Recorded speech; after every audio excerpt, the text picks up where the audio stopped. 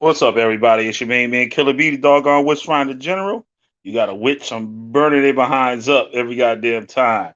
So, um, do we have another one? I received a post today about a woman. All I know her name as Sarah M. And says that she was convicted of some type of satanic ritual killing or whatever you want to call it. But in the post, they said that she was influenced by E.A. Koetting. So that's what I'm going to talk about tonight. Hopefully, we get some people on the panel in the whole occult world and stuff to talk about this. I got a question to ask later on also. And there's not too much information on it. There's not. There's a lot more investigation we have to do, but it just caught my eye today. And shout out to Bonnie Woodruff and stuff. So she's been doing a great job and stuff exposing these cults in the whole occult world and things that she does. And saying hopefully I can get her over there. I missed her screen last night. Like I was too jacked up and stuff to do anything. But we get the thing on the road tonight. Hopefully, like I said, hopefully some more people could come on here with me. I know this is like my normal time. I used to go live, but I've been going live like earlier in the day, last few months, and I don't know. We're gonna see if we get some people up in here tonight.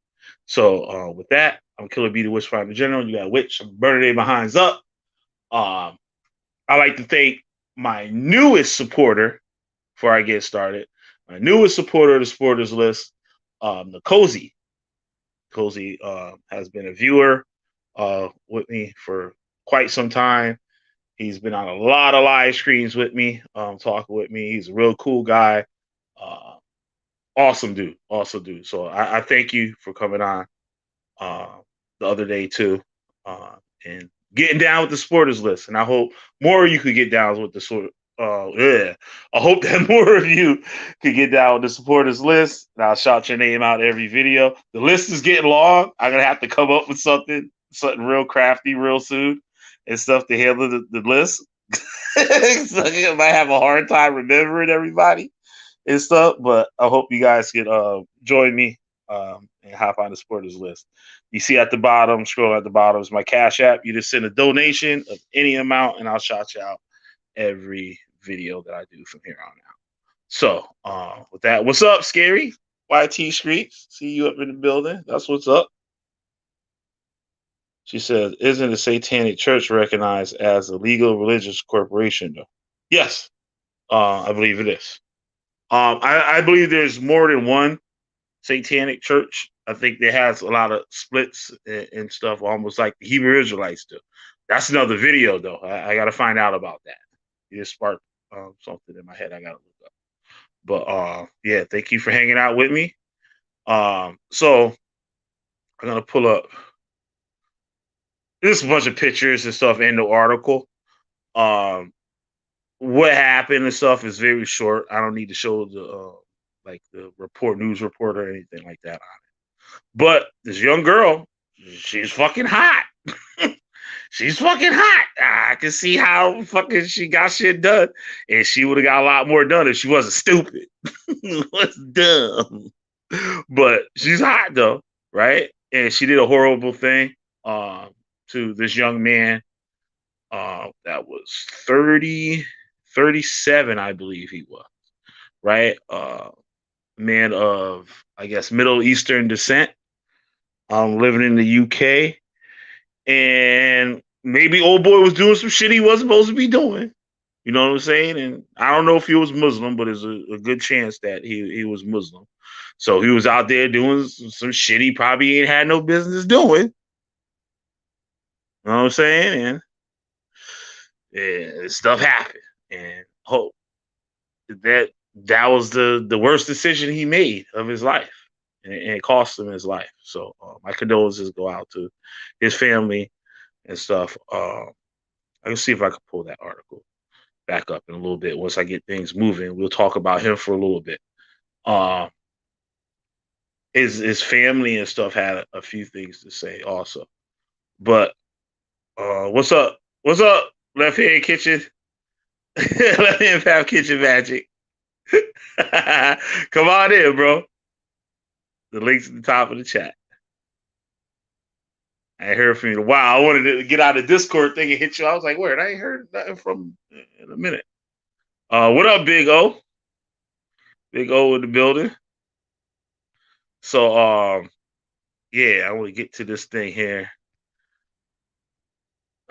This is, I can add to the screen. But, there you go, right there. There it is. This was brought by Terror Alarm on Twitter, right? And it says, an anger in Germany after Satanists and aspiring serial killer Sarah M. gets only 12 years in a therapeutic facility for murdering a man she lured using a dating app. So, just to let everybody know and stuff. Y'all need to chill with the dating apps and stuff, because all you're gonna find on there is big old women and crazy women. So that's my gift to all the guys out there. So if you ain't looking for one, some people that's what they're looking for. Like, you know what I'm saying? Ain't nothing wrong with my crazy and stuff. The people too. Big women. People hey, like them.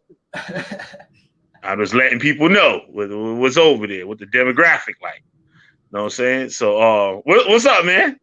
Hey, what's up? Can you hear me? Yeah, I hear you loud and clear. All right, cool. I just want to check because I've been having mic problems lately. No, I've been gone from YouTube for a bit. I've just been taking care of some stuff around the house, but I see Huey's still chilling. Yeah. Still being loud as ever. Like yep, he needs his own channel. Yeah. Yeah. You gotta start a channel for Huey. Every time I start talking in this mic, he goes batshit. It's fucking yep. You know what it is. That's Killer V show. Right. But no, let me guess. So what happened now with this? Because I try to look up as much stuff as I could, but I don't know. This seems to be the go-to kind of post here. But it says the 19-year-old, like she lured this dude. Yeah. Right. You go to dating app, you make an offer, you take the offer. It is what it is. You know what I'm saying? Right. When it's that type of dating app, or like you really looking for love, like you're gonna get what I told you before. But yeah, but right. the other kind of dating, so like I said, homeboy probably was doing something he ain't had no business doing. You know what I mean? He had no business. He was doing something that no one else is supposed to know about but him and that other person. I stated this was already coming though, because of the shit he put in his books and everything else. Like, I felt like this reoccurring problem was going to go again. So my question is, at this time, when I look his ass back up, because I haven't looked him up in a while, like, what is he going to say in defense of it this time? Because last time it was, oh, this was a witch hunt over me. If it's two people in a row, like getting killed over the advice you're fucking giving out, like. He got a good defense so far though with the killer with the witch finder, because I can't find anything else outside of this post. Yeah. Right. No, I didn't start it. I gave it about 10, 15 minutes, not even 15 minutes. So right. But what I do, oh shit. You know what I mean? Yeah. No, I'm really trying to. I'm like, how are you going to get around it this time? Because I've already done expose this, like in one of my older videos about his books, just reading through it. Like, he tells you to act on your worst in like a subliminal way. Like, he's not like straightforward about it. It's just criminal talk. Like, if you've ever been on the street or some shit like that, exactly what you're doing in front of a cop, like that kind of shit. Like, and you can fucking see it like straightforward with him. Like, he tells you to act on things if you want to, but you don't have to. That's some like fucking trying to get past the cop shit. Like, that's what that is. I'm glad that you said that. I'm glad that you said that, because I kind of see. I was gonna play. I had a video clip from another person that left on blog, right? And I want to do that separate. Person's awesome and stuff, so I give her props and all that stuff tomorrow, right? But she did a video today that it made a lot of sense. I was like, damn, she on it too. She on it, right? She knew exactly what was going on, and just like you said, like the Hebrew Israelites will do that too. I keep saying that because they'll say, "Oh, we don't talk about killing the white man." Well, yeah, right. But you say it like you say it, but you said, "Oh, we can't do that now because we in their kingdom. We're in their kingdom, so we can't go out there and get a 13-year-old girl. We can't go just kill somebody because they're homosexual, or kill if you catch somebody with your wife. You can't just kill them. You're not in our kingdom. When our kingdom comes, though." Yeah, there's a whole different ball game. Whole different ball game. Right. So that's what I said the video the other day. I said they planning on a Messiah coming back in 2024. So if some black dude just fall out the sky, there's gonna be a lot of crazy stuff going on. You know what I mean? So yeah, like you know what I mean? Thank God, like we know they ain't coming, but explain that to them. But if somebody just have some kind of sick joke and just throw some black dude out there, or have some hologram thing in the sky, some big black dude up in the clouds and shit, they could be some bullshit that I don't think anybody gonna be ready for. Like, know what I mean? Like people gonna be ready, but it's gonna be crazy. Like they just gonna take a bunch of dumb people out to the desert and like take a projector and flash it on a cloud and be like, "Look, it's the second coming, motherfucker!" Like, yep. Literally. Like, and they think they got superpowers and everything. Yeah, they're gonna be jumping in the air because they believe God gonna allow them to fly. Then they're gonna have superpowers and gonna be able to fly around the world. What's sad is people will latch to this shit because they're so fucking sad, especially after shit like COVID. They're so fucking. They're just looking for something, like something, like you know, like. But so it says, oh shit! I gotta take that off. I can't read it now. Hold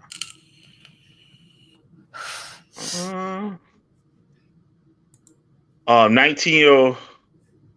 Yeah, so the 19-year-old is a disciple of E.A. Koetting, a Luciferian YouTuber whose teachings have inspired several murders. Now it says several murders. What the fuck do they know that we don't? I don't know that motherfucker knew it several murders. Wow. Several is a lot. Don't say that's not like 2 or 3. Man, I feel like this to make 3. Like, know what I mean? Because the other dude killed 2. We got this dude killed 1. So like several, that's a lot more. Yeah, so that means there's been multiple people killed over this shit. Like, over these dumbass. Well, you know what though? You know what? They can't put him in the news. They can't put him in the news as that. Just like the guy that taught the guy Marcus Chestnut, the guy that killed Martin Luther King's mother in the church, just like on some Dylan Roof shit. Black dude stood up in the church, black kid, 21 years old, just came home from Vietnam, learned about the Hebrew Israelites and shit, and got up while his Martin Luther King mama was playing the organ and tried to kill his father. The gun jammed, so he pulled out the other gun and started shooting at MLK's mother. And she died right there in church at the organ. And now the guy that taught him, the FBI went to him and everything. And they would say, yeah, I don't teach these people to go out there and kill nobody. The Bible says this is wrong and that they should die. The Bible says that, but that's the Bible. Yeah. I didn't tell them to go out there and do that. I read them what's in the Bible. So he got a loophole where they can't get in trouble for nothing. And we keep seeing that.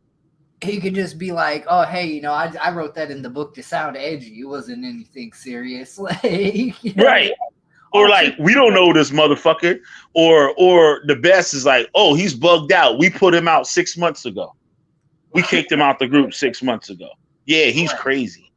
Yeah, exactly. Oh, we don't know that guy. We're not affiliated with him. Right.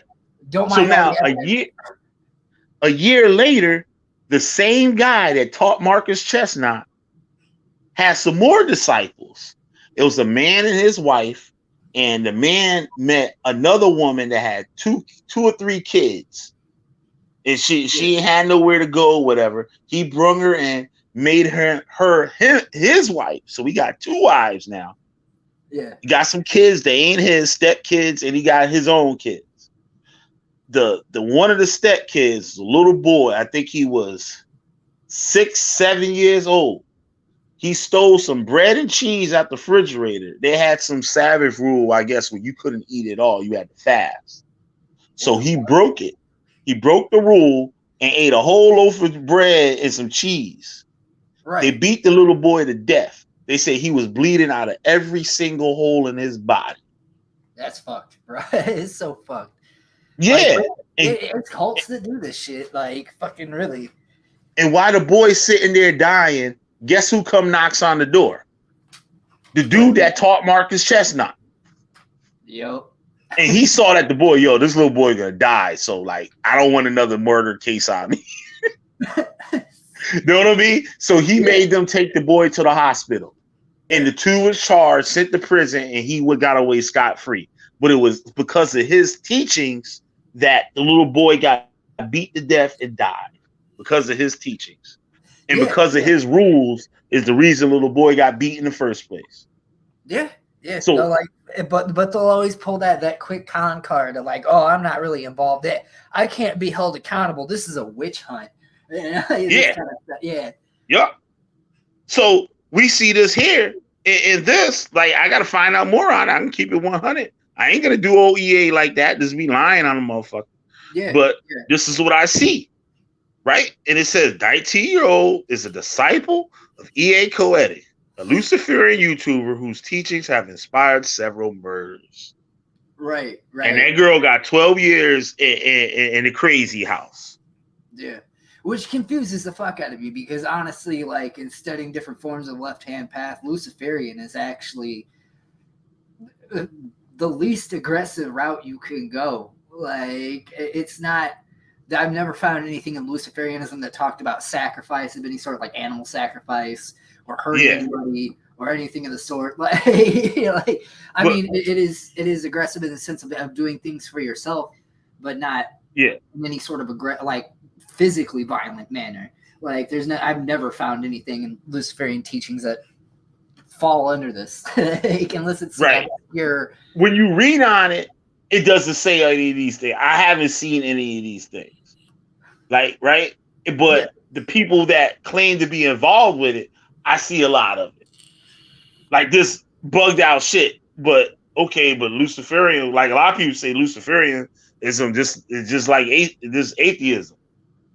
Yes and no. It depends on like what school of thought you're going with that, because I've noticed that. Right. I've never been like a Luciferian per se. I may hold some common traits with them because I've talked to a few, like in my own spiritual endeavor and stuff. But like, like from what I've caught of it, there's multiple different sides to it. Like you have the more Satanist Luciferian that actually believes it's connected to like Satan in a sense. Then I've also heard basically like other people kind of refer to it as kind of a more atheistic or Gnosticism is more or less like there's a more Gnosticist belief that runs within or groups that run in that direction. And then there's ones that take Lucifer from the Greek traditional understanding of who Lucifer was, which kind of, from my understanding, ties a lot into like Prometheus and other things like that. Like I was never directly Luciferian, but I was curious about it and I looked into it. Like, so it's not like I haven't studied Luciferianism, but I've been around a couple. I've asked questions. I've looked into it. Like I've studied a little bit about it, not a whole lot, but a little. So it's like I do know that much though, that there's nothing about like weird human sacrifice and shit in it. You know, like it doesn't really promote that. And a lot of people that will teach it to you will tell you that directly. You know, and people will label it that just out of ignorance. Like it could be something totally different or whatever, and they'll just say, "Oh, satanic worship," and they'll put the label on, especially like the news. I would see. Ah, shit. Oh, you trying to do a screen share? You hear me? You? Can the chat hear me?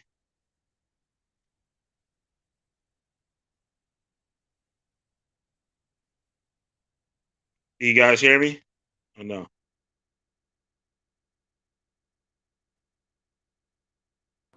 Let me refresh my thing here.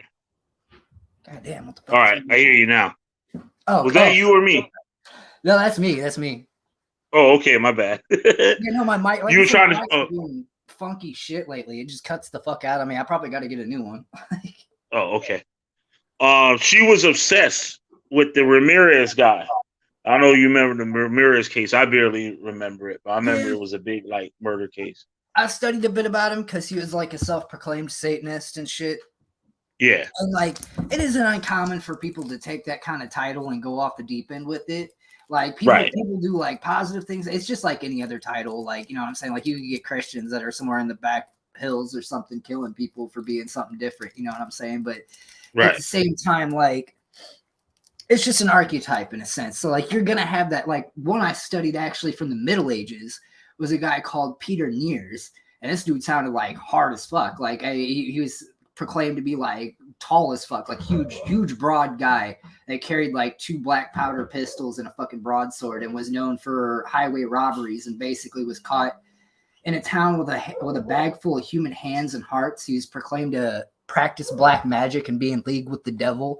And basically from what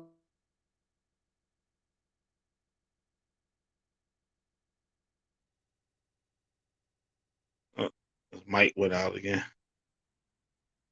Stay scary white t-shirts for letting me know. His mic went out.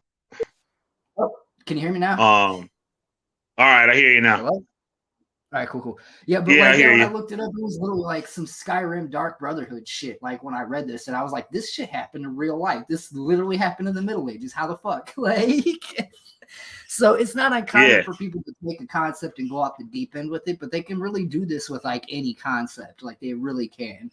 Like, yeah. I mean, shit. Like, so if someone wanted to and was whacked out enough, they could like blame the Teletubbies for their fucking murder spree. You know, like, they're all twisted or broke by something. This is the guy here that she killed. That's crazy. Zaid E was stabbed in the neck. So, like, when he came to go pick her up, he drove to her house to pick her up. They made on the dating thing. They made an agreement for sex or whatever, right? That's what I read in the article. And he drove to her house, right, to pick her up. And as soon as the bitch got up in the car, I don't even think they was at the corner yet, she done stabbed this motherfucker in the neck. Yeah, no, I can see that. Which brings up another bell. I remember somebody saying something about that. I never read too much of Koetting shit because it was kind of cringeworthy to me. Like, it's hard for me to read because I can't take it serious. Like, it's really bad writing in my opinion. I'm like really not trying to shit on it like that, but that's really like I have a hard time reading his shit. Like, it just makes my eyes roll. It's like boring. It's like really the most boring fantasy book you've ever fucking read.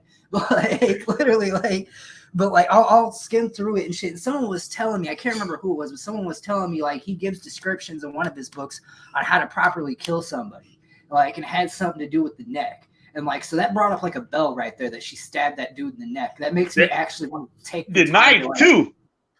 Right. There's always a knife involved too. Yeah. Like that's so it's like I kind of want to dig up on that or find that if that's around, like, because that's like fucking that's like a dead giveaway of what dude's doing. Like, they said, I think she was on there, if I'm not mistaken, like the first day within 20, like, was it 3 or 24 hours or some shit like that? She already got like 270 something replies. Jesus. So look what she said. This is a text that she sent to her friend. Says, I'm going, like, my eyes are fucked. I'm going now. I want to kill my first one. I'm excited. Wish me luck that it works. What the fuck? Like, what is with this shit? Like, oh, you can read it? Okay. Yeah. No, like, for real. Like, who thinks of this shit? Like, yeah, so she was had the shit planned. I'm going to meet some of these motherfuckers, and I'm going to kill their motherfucking asses.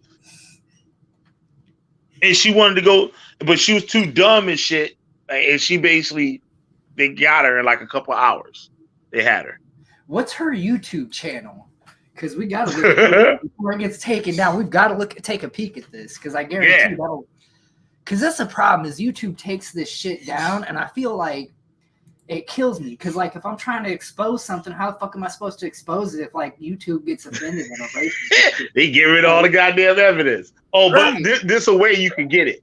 This a way I'll talk to you about that off the thing. This is a way you can get it. Yeah, no, definitely. Yeah, that's a way you can get that shit. Right, but that's a big killing me. Fucking YouTube is just like, oh my god, man, stop. I'm not 7. Yeah. It's like I know how to make rational choices. But just imagine, like she's a little hot little bitch. Like, you know what I'm saying? So motherfuckers is like they go into like they're like shit. What? She trying to meet me? Oh hell yeah! Like, you know what I mean? Fuck around and stab her in there.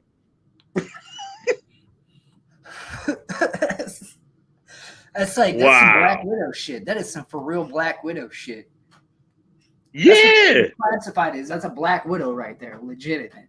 Like, yup. You got that Arab dude and shit. At least that's what I've heard. You know that Arab dude up on there sneaky.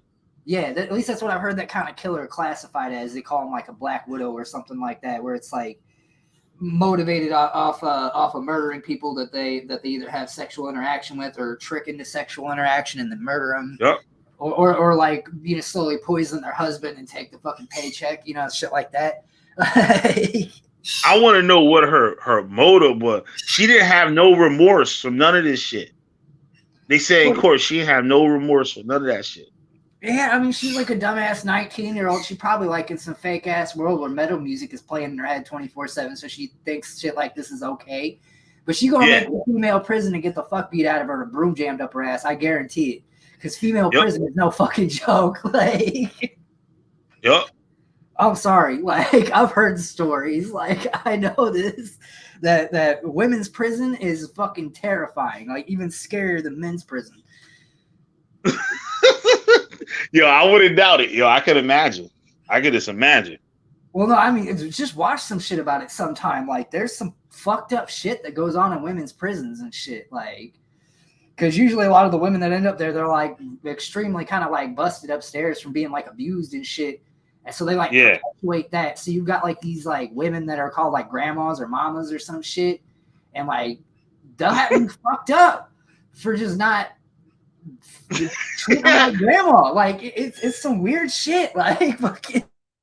Yep. And look how they doing it. Look, like who, like they got a handcuff. That was like I guess another set. They probably had her tied up in the van or whatever. Like, who watching her? Ain't they supposed to have their hand on her at all times or something? Right. Like, for real. You got the dude, he looking in the van for something, this shit. He's like, shit, I dropped my weed in this motherfucker. God damn. I gotta find this motherfucking shit. I can't leave this shit up in here. Bitch, stay still. Bitch, stay still. I'm serious though. Like, she's gonna get fucked with real bad in jail because like religion's like a big thing amongst criminals. Like, I've noticed this. Like, I've met so many Jesus freaks that kick in store windows. It's fucked up. Like, it really is. Like, she's gonna get fucked with real bad in jail because like that's all people do is read the Bible in that motherfucker. Like I feel like this is just gonna end real bad for her. Like, this is just scary. Real bad. Scary White T Streets had a good question. Said, was this a villain? That's what I was trying to get to. What was her reason for doing what she was doing? Like, besides, she was probably doing it some magic shit along with it, probably. Yeah. But what was it that she thought of these men as like low lives or whatever, that they deserve to die? And so, like I said in the beginning, like that dude, he probably Muslim. He might be. I don't know. He could be Christian. But I'm just saying, because I know how a lot of like the Muslims and stuff out here, like in the hood and stuff, how they get down. Yeah, like, they love creepy, just nasty shit like that. I'm not stereotyping. I'm just saying this is what I see. Right. Yeah. So, but you know what I'm saying? They look at her and she on some old satanic shit to them. and they Muslim or something. This is some like twisty, freaky ass shit. Yeah, yeah. And she like, yeah, I'm right here. I got it for you, motherfucker. I got it here for you. And See, that I motherfucker noticed like, that yeah, I'm like about to get this bitch. She people in bad the to the Middle motherfucker East get too. like real, like people. I'm not trying to sound racist or anything, but people in the Middle East get like real into like subculture, like dark subculture, like because I used to wear the whole punk rock get up when I was younger, and Lebanese dudes used to fucking love me. Like I don't know what the fuck it was about like the whole punk rock get up, but like all the Lebanese people that owned all the stores around me like fucking loved me. Like they used to sell me cigarettes when I was underage, like all sorts. They were just my friend. They let me slide on cash. They were like the coolest people in the world. They would try to talk to me every time I came in. Like fucking Yeah, yep. Yeah, they do. They do. yeah. Like when I was vegan and stuff, they would have shot. I didn't eat pork and stuff. They were thinking I'm Muslim. I'm like, I ain't Muslim, motherfucker. I'm Right, vegan. right. They're like, what is this? What is this? Right. What is this vegan? What is this? But yo, this is crazy though. So homeboy got caught, and I gotta find the article on this when his wife and stuff. I think it was his wife. He might have been married. Yeah. Right? So she just creeping with these dudes and getting them. And who they gonna tell, even if they survive? Because this dude almost got away. Yeah. Like, you know what I mean? Like he got the knife out his neck or whatever and fucked her up, but had enough to like pull over the car and stop the car and get out. That's when he dropped. He went into a coma.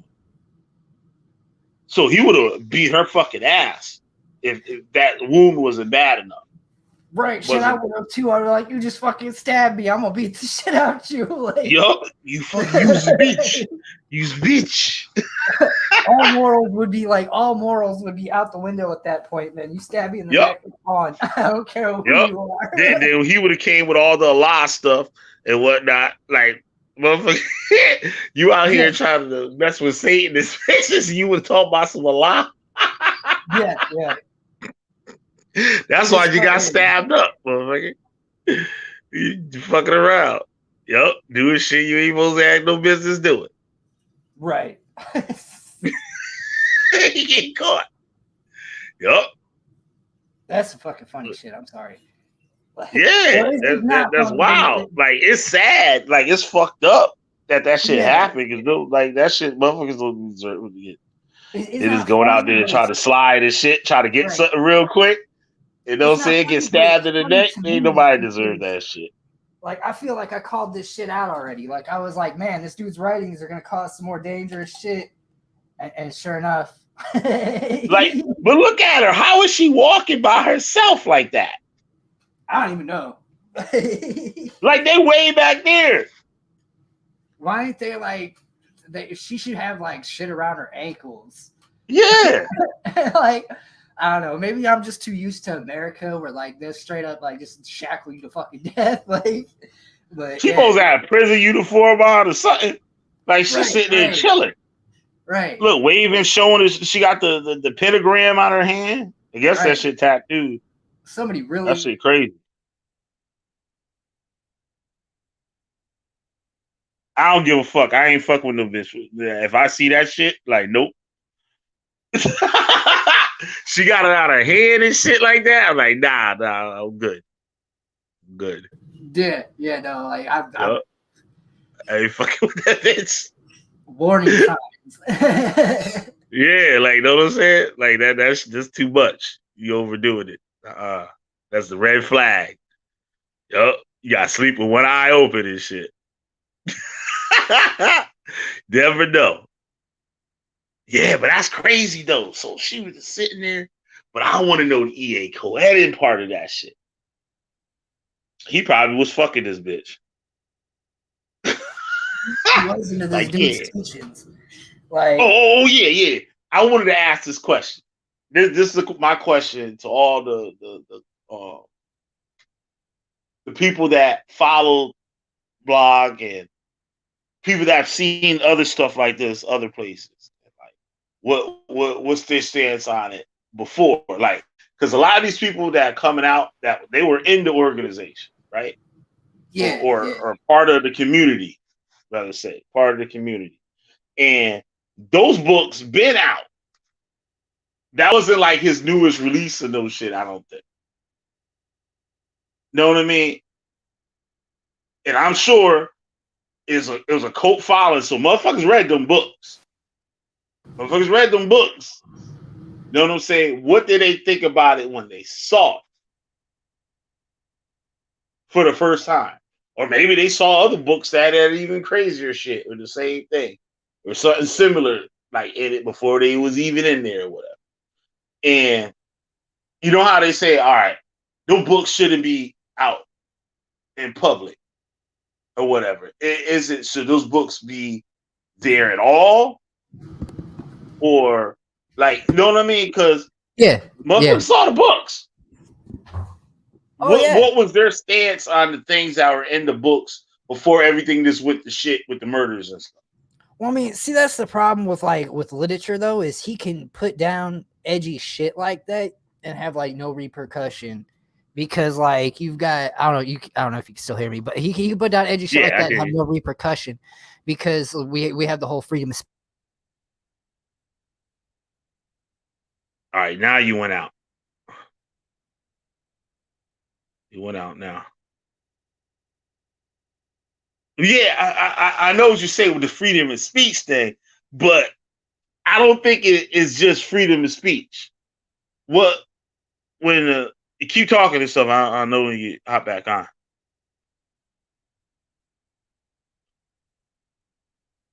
Yeah, still don't hear you. Let's see the chat.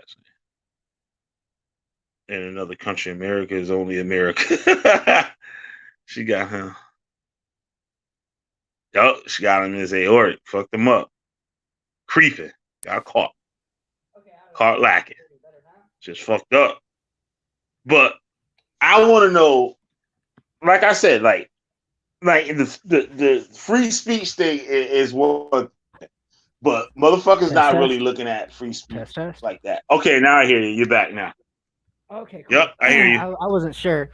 Yeah, no, I had to switch microphones. I've been having to jump around microphones all fucking week.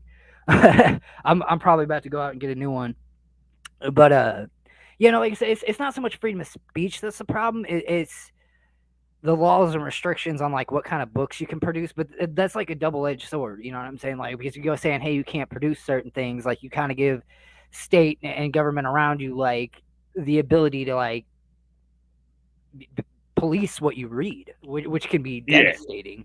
You know what I'm saying? But in some cases, like you've got shit like this, which is like it's telling people, you know, proper ways to kill them and all sorts of things, like, or you get over on your enemies and all this other shit and murder and everything else. Like this is, I mean, yeah, you can put that in a book freely, but you as long as you don't act on it, there's no repercussion. But still, that's like, I don't know, I guess it's like a problem. It's just like a problem I see, but I'm like not sure on like where we would even start with a solution.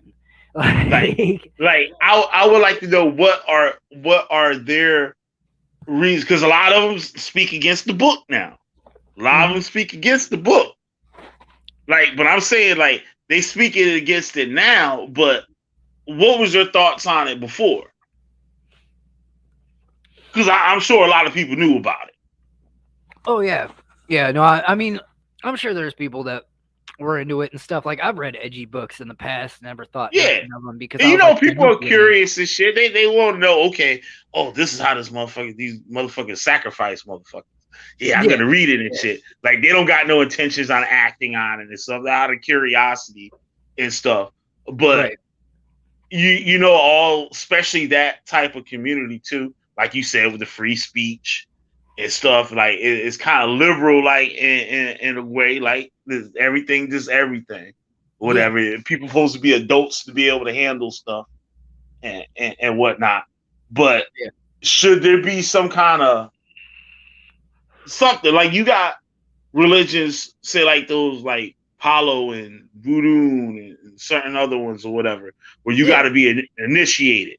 So if they got some shit in there how to sacrifice a motherfucker, you ain't gonna know unless you've been initiated in the shit. Or whatever. Exactly. But it still don't mean to go out there, you know, goddamn well you ain't supposed to be out there killing motherfuckers and shit, sacrificing their motherfucking ass. That's just common sense. Tell you that shit. You born with shit like that. But like for self-defense or something like that, that's something different. Like, you know what I mean? Somebody about to take yours. But yeah, exactly. The how can I put it? Like I just said though, like when they saw that in there, like the Bible talk about killing people and stuff. Like when with the Midianites, they kill all these motherfuckers and shit, and just take their little virgin daughters and just do what the fuck you want with. Oh yeah, kill everybody else ass. Like people read that and be like, oh shit, that's some crazy shit. And some people be like, yeah, that's what the Most High wanted and stuff, and they really for that shit. But it was only a story in the book, but they want to take it and reenact. Yeah, they want to reenact what they saw, or the scriptures say, "Oh, if you sleep with another man's woman, put to death, you be stoned." Yeah, these motherfuckers can't wait for somebody to do that shit so they can go stone the motherfucker. Yeah, basically. Like they can't wait. They waiting to find a motherfucker. I wish I would catch a motherfucker in my house. Like you know what I'm saying? Screams like dumb kid, like infatuated with serial killers takes wrong turn. Like literally, like because I mean, it's even in the stance the way she's walking here. I mean, obviously she's very inspired by Richard Ramirez.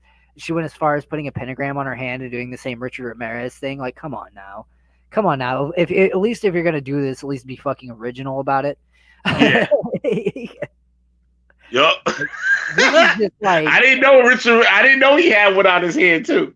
Yeah, no, I never knew that. There's a famous court picture of him with a pentagram drawn on his hand.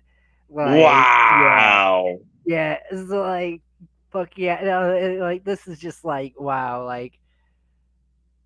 Oh, sad. It's real sad because it's like, wow, you were really trying at this, weren't you? Like, fuck, that's crazy. Yeah, so she was really probably like wanted to get caught because this is how it played out in her media-soaked head. You know, she gets to look like, you know, she gets the Hollywood music playing in her head in the background. You know, it's nowhere near reality right now. Nowhere near fucking. So this bitch is probably legit crazy as fuck.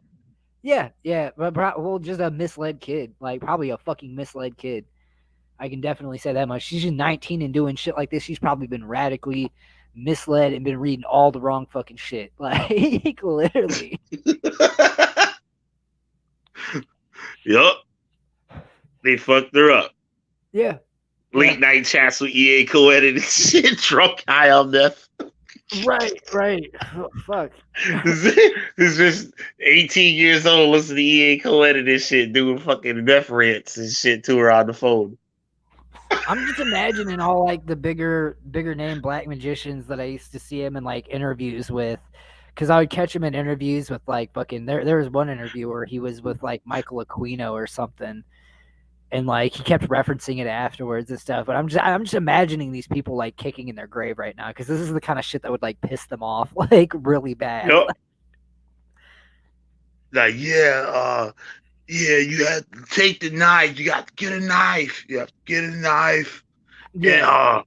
And you got to find one of these motherfuckers. Right. You got to find one of these motherfuckers. I can just imagine this motherfucker. Hold on a second. That motherfucker start hitting that pipe and shit again. Like, hold on a second. More Hollywood than that. They're always way more Hollywood than that. They don't actually have knowledge on how to do those things. They just pretend like they do. Like they'll even make up a body part to try and make themselves sound more intelligent. Yep. You know, you gotta stab them between the trachea and the left Abdullah Magada. You know, like, right. And I've been noticed that a lot in the Hebrew Israelite thing, right? Like you got these people that claim to be all smart and shit, right? They'll start using these words and be like, yo, that shit wasn't in this motherfucking vocabulary a month ago. Right. All of a sudden this motherfucker using all the time like they've been using it. Like I learned a new word. I ain't gonna just be throwing that shit out there like that. I can use that shit gradually and sparingly, like, know what I'm saying? And they just want to wear the shit out, like using all these terms. And I'm like, these motherfuckers don't even know what that shit means. But they know the people that they saying it to don't know what it means. Right, like, know what I mean? So, and that's the same shit. Like you said, they'll just make up some shit, knowing you're not gonna go look it up, knowing you're just gonna take every word that you know that they're gonna take every word that you say. Yeah, as fact. yeah. Because they look at these people like shit that they can use to their advantage. Like a lot of people that write shit like this, you know. Yeah. This bitch gonna go stab a motherfucker in the neck. Shit, yeah, hey, Necro Nikki. I'm gonna definitely be more on this and look it up more on this because this is just. I called this out already. I was like, this is gonna happen again. Like, I was like, this is gonna fucking happen again. Like, yup, it always do. Sometimes I be thinking the Hebrew Israelites ain't gonna do no more killing, and there it is. right. And then all of a sudden, shit pops up in the news, or like some dumbass kid. Like, what's with all these like all these people? You can hop on, Nikki, if you like to. Right. Yup. That's crazy, yo. That's you just be sitting there like, man, these motherfuckers tired yet? Like nobody gonna do nothing to make the name look bad and shit after all this shit. Well, nope. There you go. Motherfucker runs in somebody's house with a fucking machete while these people eating dinner. You're like, what the fuck? About the black magic jam wow guy or some shit. I'm fucking. And I found out the machete guy, the guy that ran in those Jewish people house with a machete to kill their asses, right? The motherfuckers eating dinner and shit, just chilling. Yeah. And some motherfucker just run through the goddamn door and shit with a motherfucking machete and start trying to hack at motherfucker. Yeah. He was a member of the group that I was in. That I basically helped start, like from when it first started in New York City, Israel United in Christ. He was a member of them. I see a lot of stupid shit like this all the time with different groups. Like it's just it's average now. Like it's fucked up to say, but it's like average now to see this shit go down. Like yeah, it really is. It really is average. Yep, these motherfuckers be murking motherfuckers. Yo, I'd be like, God damn, like for real. And like the co-leaders don't skip a beat. They just keep doing what the fuck they been doing. Right. No nothing changed. No nothing changed. Ain't nothing changed. They still doing it. Wait. Yo, but that's Does this mean this we're is just fucked up? Another, like crying video from EA Koetting again? Like, is there gonna be another like video with him like fake crying for like? Oh, I gotta make one and shit. I gotta make him do it. I gotta make his ass do it.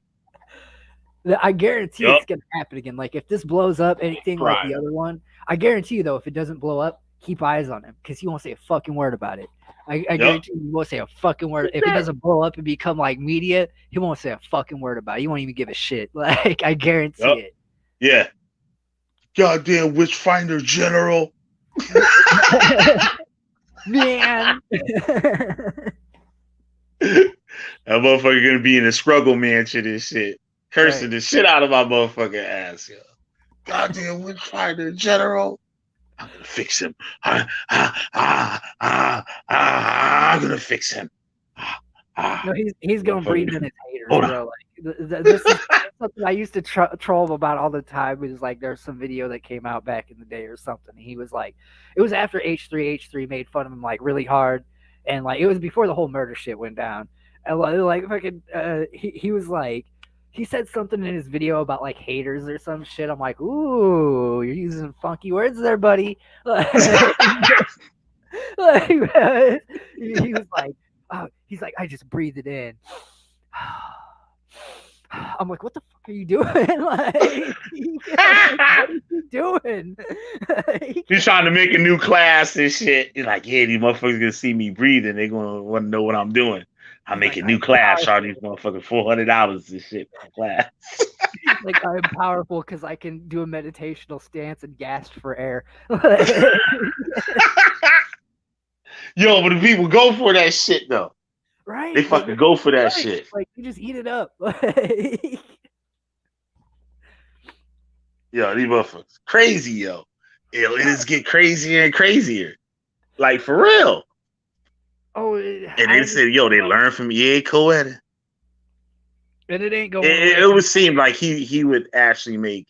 I haven't seen him apologize to the women that the dude killed. Apologize to the family of the women that guy killed. No, he put out his cheesy video, bro. It's all good. Yup. That shit is crazy.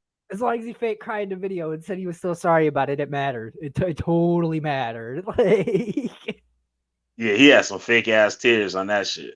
yeah, no, like high as fuck. Bad acting. That motherfucker always look all greasy and shit. That's one greasy ass motherfucker. What's with that whole crew, bro? Like, I swear to God, the whole like black, whatever you want to call it, the whole crew be looking like they just roll in butter. Like they've been swimming in the bucket of chicken and some shit. Right? Like they just get up out of bed, like I'm gonna summon Satan with the stick of butter, and then they rub it on their skin and they just start their day. Oh shit! Yup. I'm just gonna rub this shit out. Yo, EA Koetting be looking hurt. Like motherfucker go to bed, motherfucker. Motherfucker been up for 5 days and shit.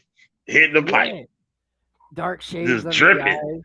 Look at me sitting in the house dripping like a motherfucker. Like the dude JJ 7000. No goddamn well where he's at. It's hot to the motherfucker. Every one of them houses got central air in that shit. There is no such thing as a hot house. You live in Utah or some bullshit. Right. Out in the desert somewhere. There ain't no such thing as a motherfucking hot house. They got an AC, something going on in that motherfucker. Yeah. Your ass don't be sweating. They be sitting in the house just dripping. Here be wet as motherfucker and shit. Like, damn, what the fuck wrong? The motherfucker just keeps fidgeting around and shit. Yeah. That shit crazy, yo. Something wrong with these motherfuckers. Motherfuckers be high the motherfucker. Start coming up all this bright ass shit. They're like all over the place now too. Like I catch a lot of people like back when I first started studying the occult and shit like that. Like people like this weren't like around, like in Satanism and shit. Like you didn't find people like this, like on some dumb shit wanting to stab you or something. Like, yep.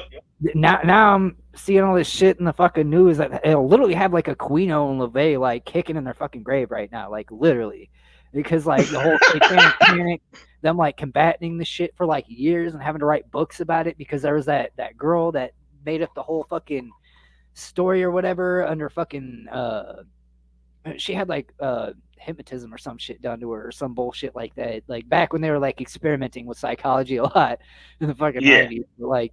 And she had some fabricated story about some like death cult, like some little like Alex Jones shit, like. But it was like a big pillar in the satanic panic and shit. And like Aquino was targeted for that. Like he was said that he was a part of these satanic groups that were like raping kids and shit. And he literally like disproved all this shit like pretty hard. Like yeah, I think I see some documentary on that. Yeah. Yep. There was like a lot of shit about it, like, but like it's like the Procter and Gamble thing. You see my video I did on that? No, I was terrified in elementary school as a kid. They were saying that all Procter and Gamble products and shit, because it's satanic. Yeah, they say that Satanists own Procter and Gamble. So all when you buy Tide laundry detergent, Crest toothpaste, Ivory soap. Pringles, like you worship it. You got to say Satan gonna enter your ass, kill you. Yeah. I used to be scared as fuck as a little kid. Monster energy drink, you know what I'm saying? Like everybody's trying to say it's like Hebraic for 666 or something stupid like that. Yep. My mom bought some Tide detergent, and I'm just sitting there just looking at the shit. She laid by giving my clothes, and she laid my clothes out for school. I'm just looking at it. I don't want to put on no goddamn devil pants. Right. You wash that shit in the devil soap. Yeah. Well, they had people going back in the day with that shit. Like they really thought like D&D. Like, hell yeah, motherfuckers going. Yo, I believe that shit for a long time, yo.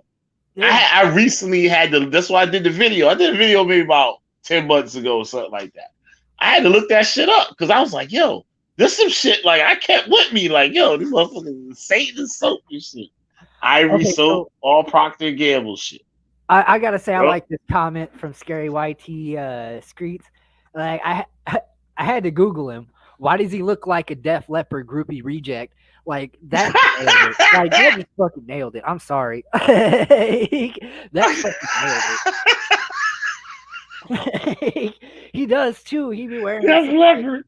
Yo, yeah, she right. They used to be on stage like that. You used to watch the videos on MTV back in the day. The motherfuckers be on stage dripping like a motherfucker and shit. Just like that motherfucker. With the fact, like, every 5 videos, he's like fucking a book in his hand. Like, and I'm serious, bro. Like, if you watch the videos, like, he's like rubbing the book on his crotch and like wearing the tightest pants possible with like split legs open on like a stool. It's like, bruh, I don't want to see that. That's literally what I want to. And you know what a lot of that shit is too? Like, you don't have to look good. So he takes the shit. All right, you want to be all grungy or goth or whatever. That don't mean you gotta look fucked up. Yeah. You know what I'm saying? But he'll take it and be like, he's real with the shit. So his shit is really torn. He ain't buying no torn jeans.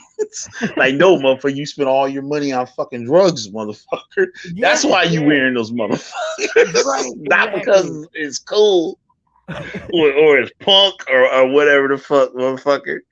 No, motherfucker, you got no money. You spent all your money on that shit. I'm just confused. In the house, what human animal can actually get laid by wearing like stretch jeans and sitting like with. Wait, say that again. School, like rubbing his like dumbass book on his crotch. Like, I'm confused that people are amused with this shit. Like, I'm like, what? Really? Like, I gotta find a picture of this shit. Something wrong with that motherfucker. Every time he introduces a book, he's like fucking it or something. It's creepy. I'm like, bro, come on.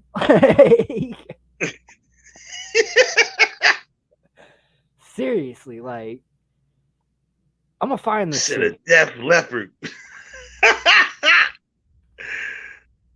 Leopard groupie reject. God damn.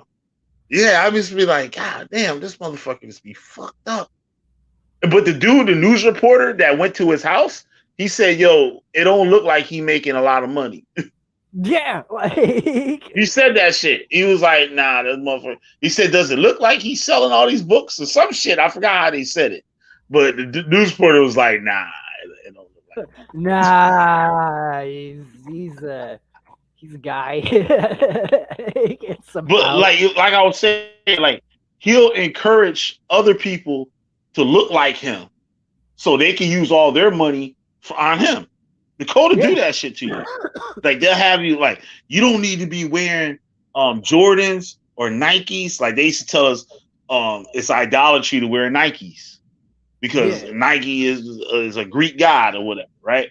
So you didn't wear no Nikes and stuff or whatever. So now they narrowing everything down. Like, they'll have you live in a commune or whatever, or in a building.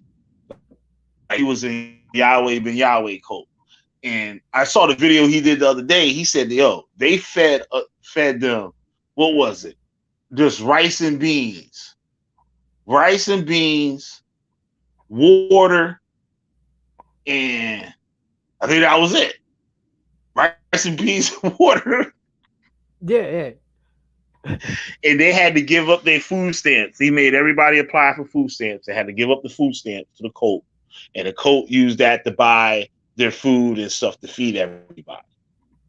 That's a lot of goddamn extra money. That's a lot of motherfucking extra money. And you just feeding people beans and fucking rice and water. Right. They say, oh, we're strict vegan. We're vegans. That's just like weird Billy Juice shit where people just get killed because they think they're gonna see God trapping themselves in a 130-degree tent or something. You know, like, this shit's like everywhere. The one place it shouldn't be is in the left-hand path because it's always had like a lot of people within the left-hand path.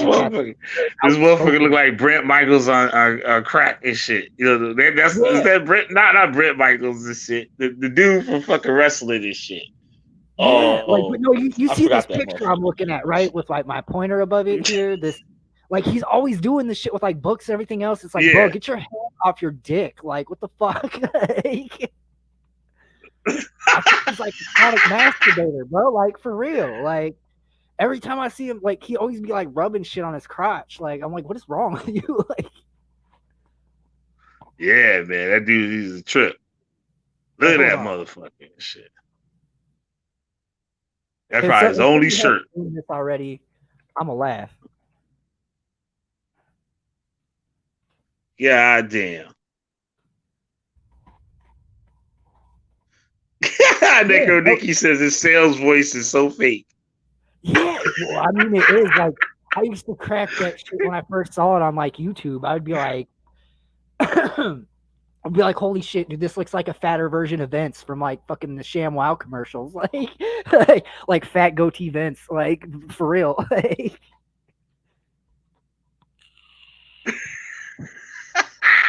You guys, Man, compare this man. Listen, I had. Oh, that's definitely one. So his followers. And what's real funny is this dude went to jail for biting a hooker's tongue. Yeah, that's actually the famous picture of it. Like he bit a hooker's tongue off, like because he's like, yeah, it was like a big controversy because he was like famous and all over TV for like the slap chop and all that other shit. Like every time I see Koetting, I see like a spitting image of this guy.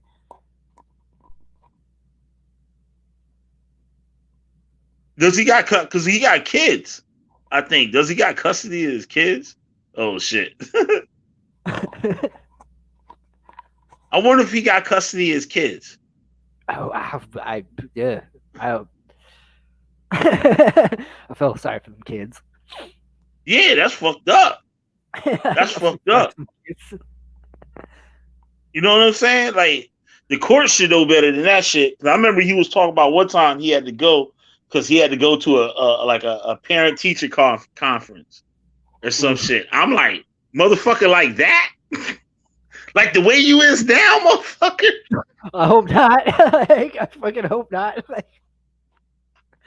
And he said some shit. He can't drink now or something because he got to go to the parent conference. I was like, oh, so you just hit the pipe then, huh?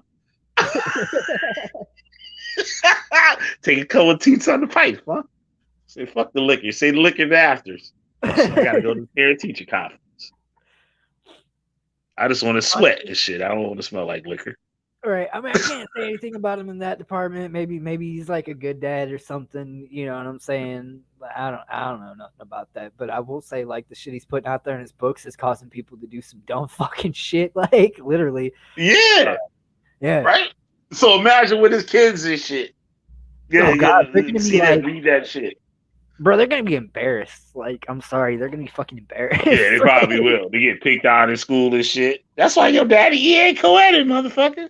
Right. No, like, they probably won't even know who their dad is, but they'll probably be confused by the time they hit a certain age. Like, you know, why is dad like walking around the house talking about a goblin bowl?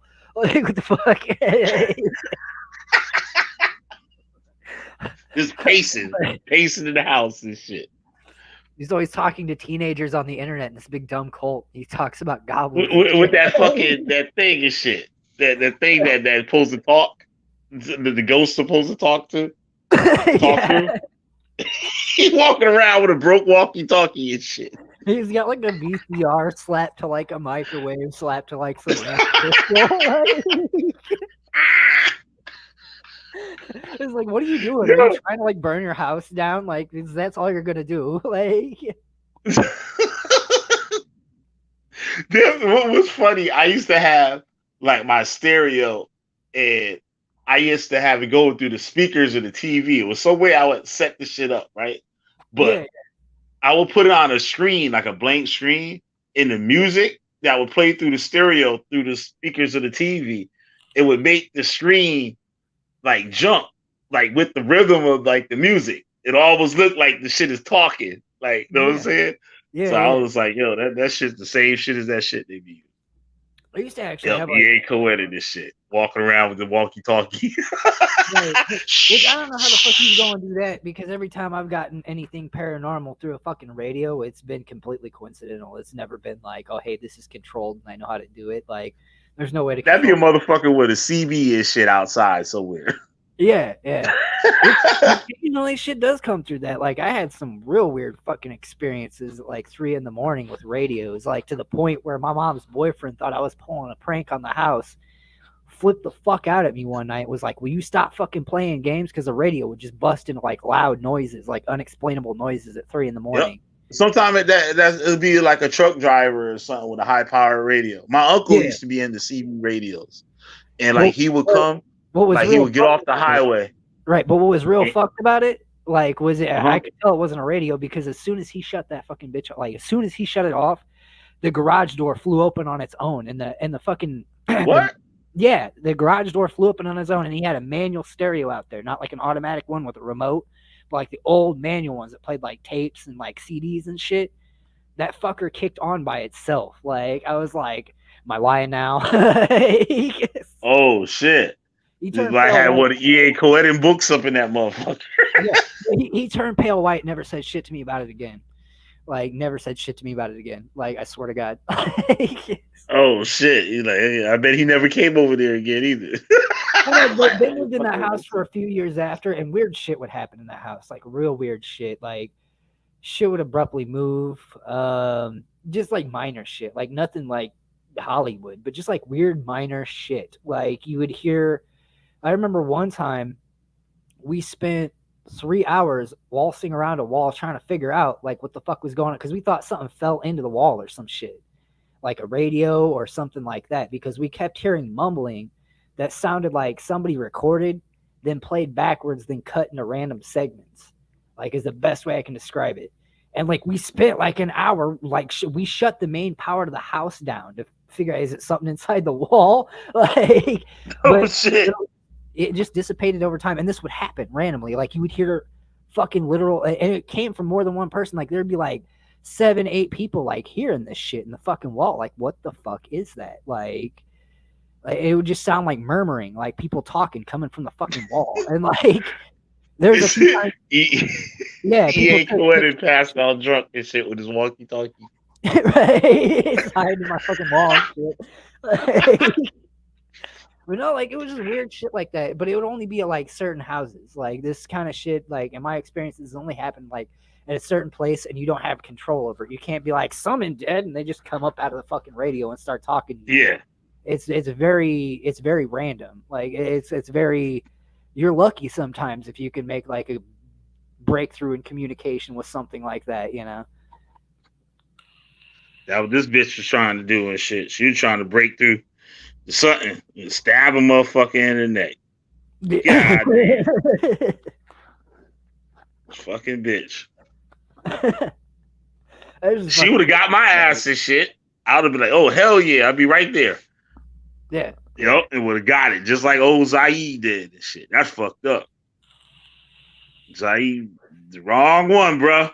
Yeah. Wrong one. And she had 200 and something other motherfuckers. They said it was like 276 other motherfuckers that responded to her. That's crazy. She could have had any one of them, but old Zaid was the one and shit. Yeah.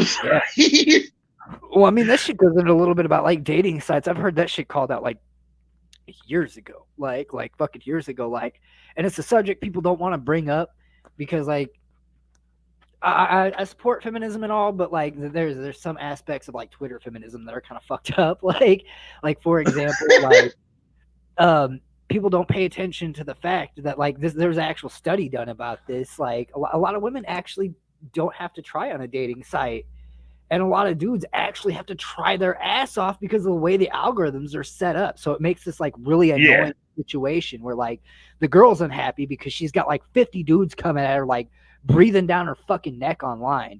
And then, like, it's annoying to the dude because, like, no matter how many messages he sends out, he doesn't get a reply back.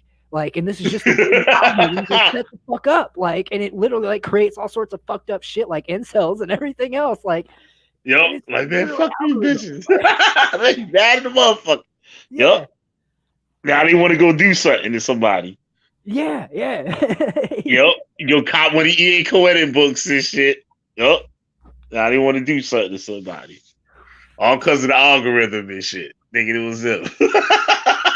Yeah. This comment right here, shit, don't trust dating apps. Laugh my ass off. People are damn stupid these days. That is so true. Like, I would not trust one of those dating apps. Like, fucking the chicks out here be robbing motherfuckers.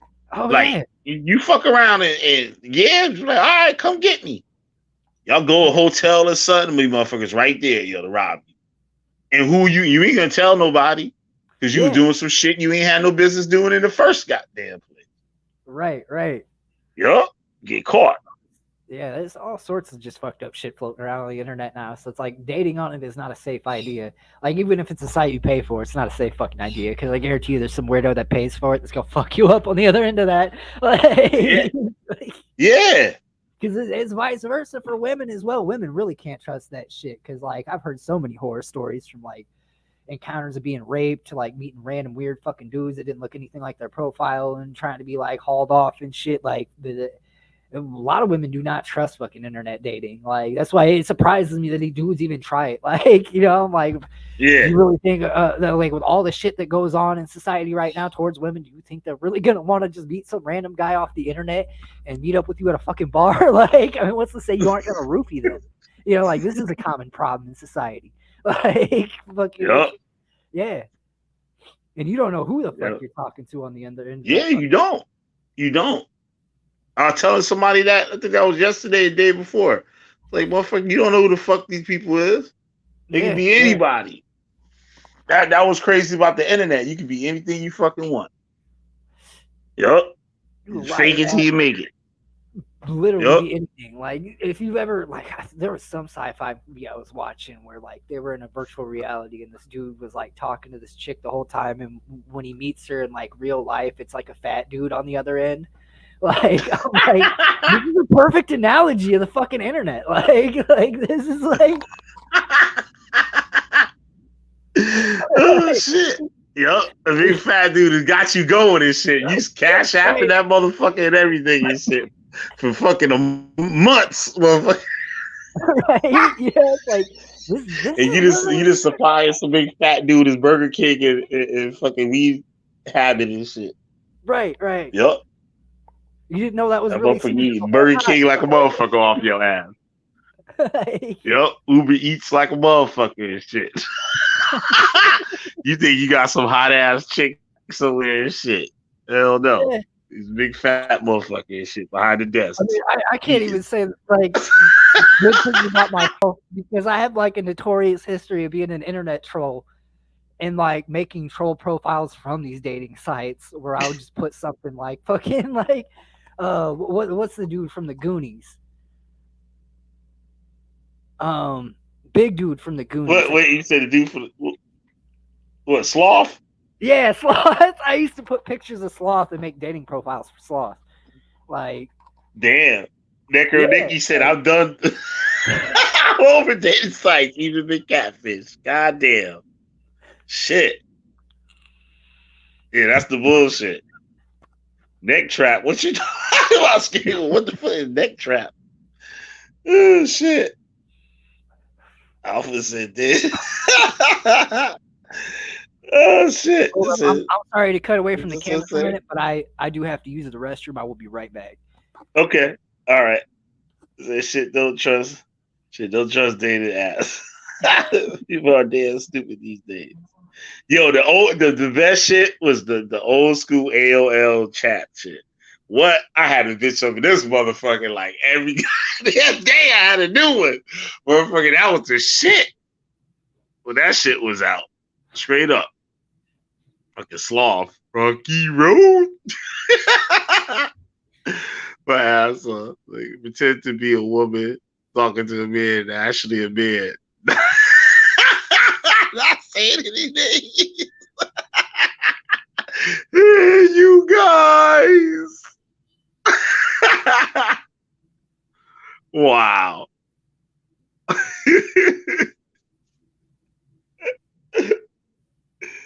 Yo, you never know, yo. They either crazy or big in the motherfucker and shit. Taking those slick ass pictures and shit. They know how to hold their body and everything and shit. Remember JJ 7000, those pics of those chicks he fuck with? Bitch look like they play for the like New York Giants or some shit. Big back bitches. Just got a big old back. Oh. They're posing and shit. The bitch used the wall the bitch used the bathroom stall and shit to take her picture and shit to hide how big she was. That shit, that was the genius ass. Y'all gotta go back and check that video out. That was a genius ass picture. Man, that's like the days of. Do you remember the days of MySpace where like big girls used to take that like an overhead angled picture, like at a 45-degree angle over the top of their head, like this was like a thing. Like, for real. Like, I probably sound rude as fuck bringing this up, but like, this is a thing I remember.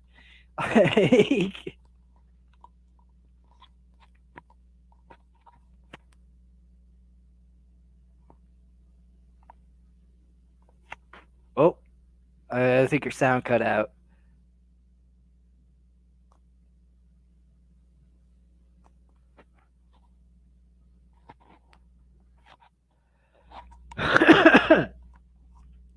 But no, until he gets back. Yeah, no.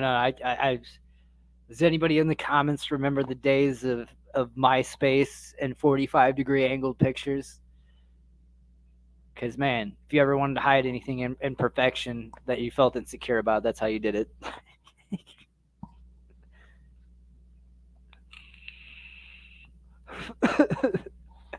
Yeah, maybe. I don't know.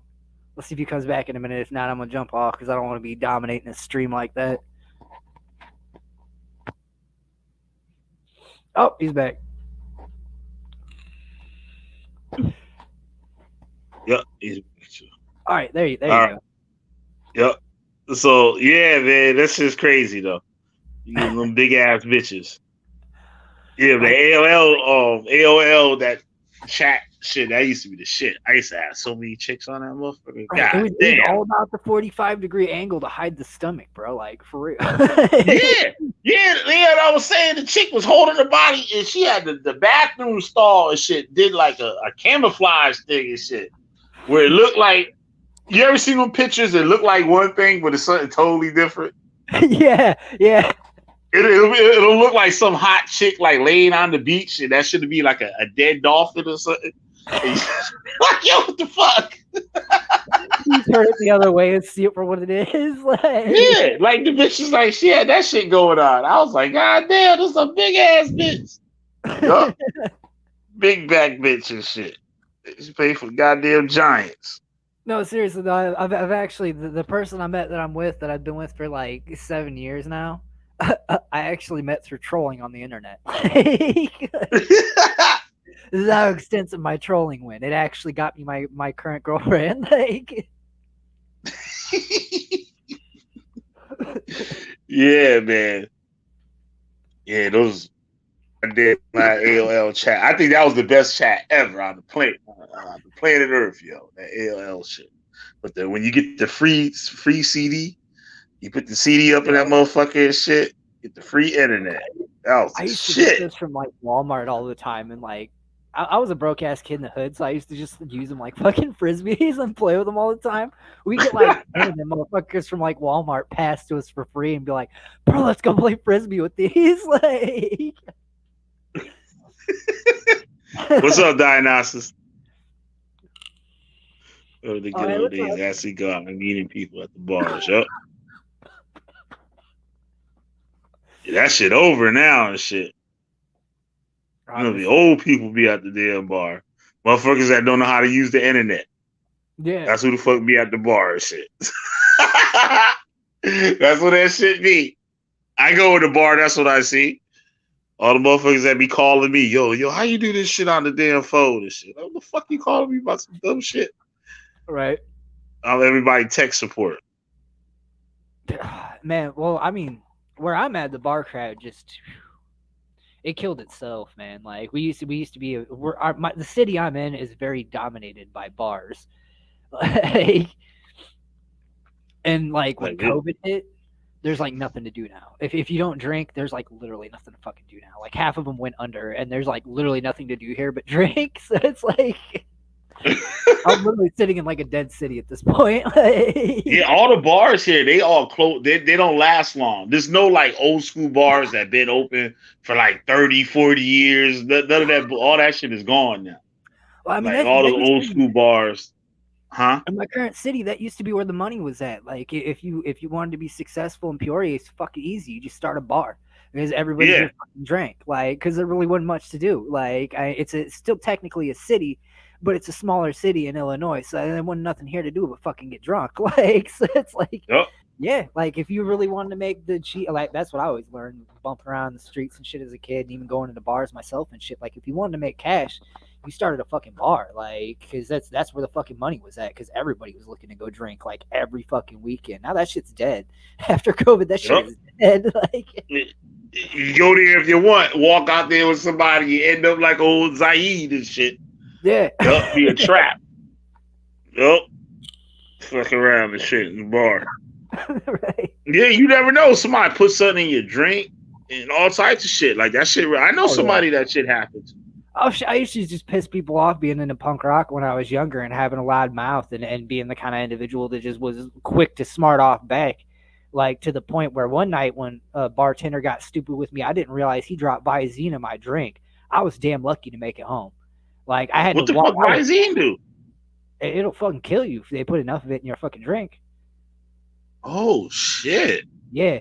Now I was falling backwards and hitting my head. I had to walk 3 miles fucking home. I drugged myself into the yard vomiting and shit and passed out and woke up the next morning like, I'm really glad I survived that shit. Like, fucking for real. Like, damn. Yeah, I never knew that shit. Hear that, y'all? Fuck around. Somebody put Visine in your motherfucking shit. You be fucked up. You first contested out of a Killer Bee show. Yeah, because that's where I'm at. Like, that's all people want to do around here is like, people. It's always been kind of rough in the bar environment, like where I'm at. Like, I remember every Saturday night, like even for a small city, like every Saturday night, there's fights all up and down Main Street.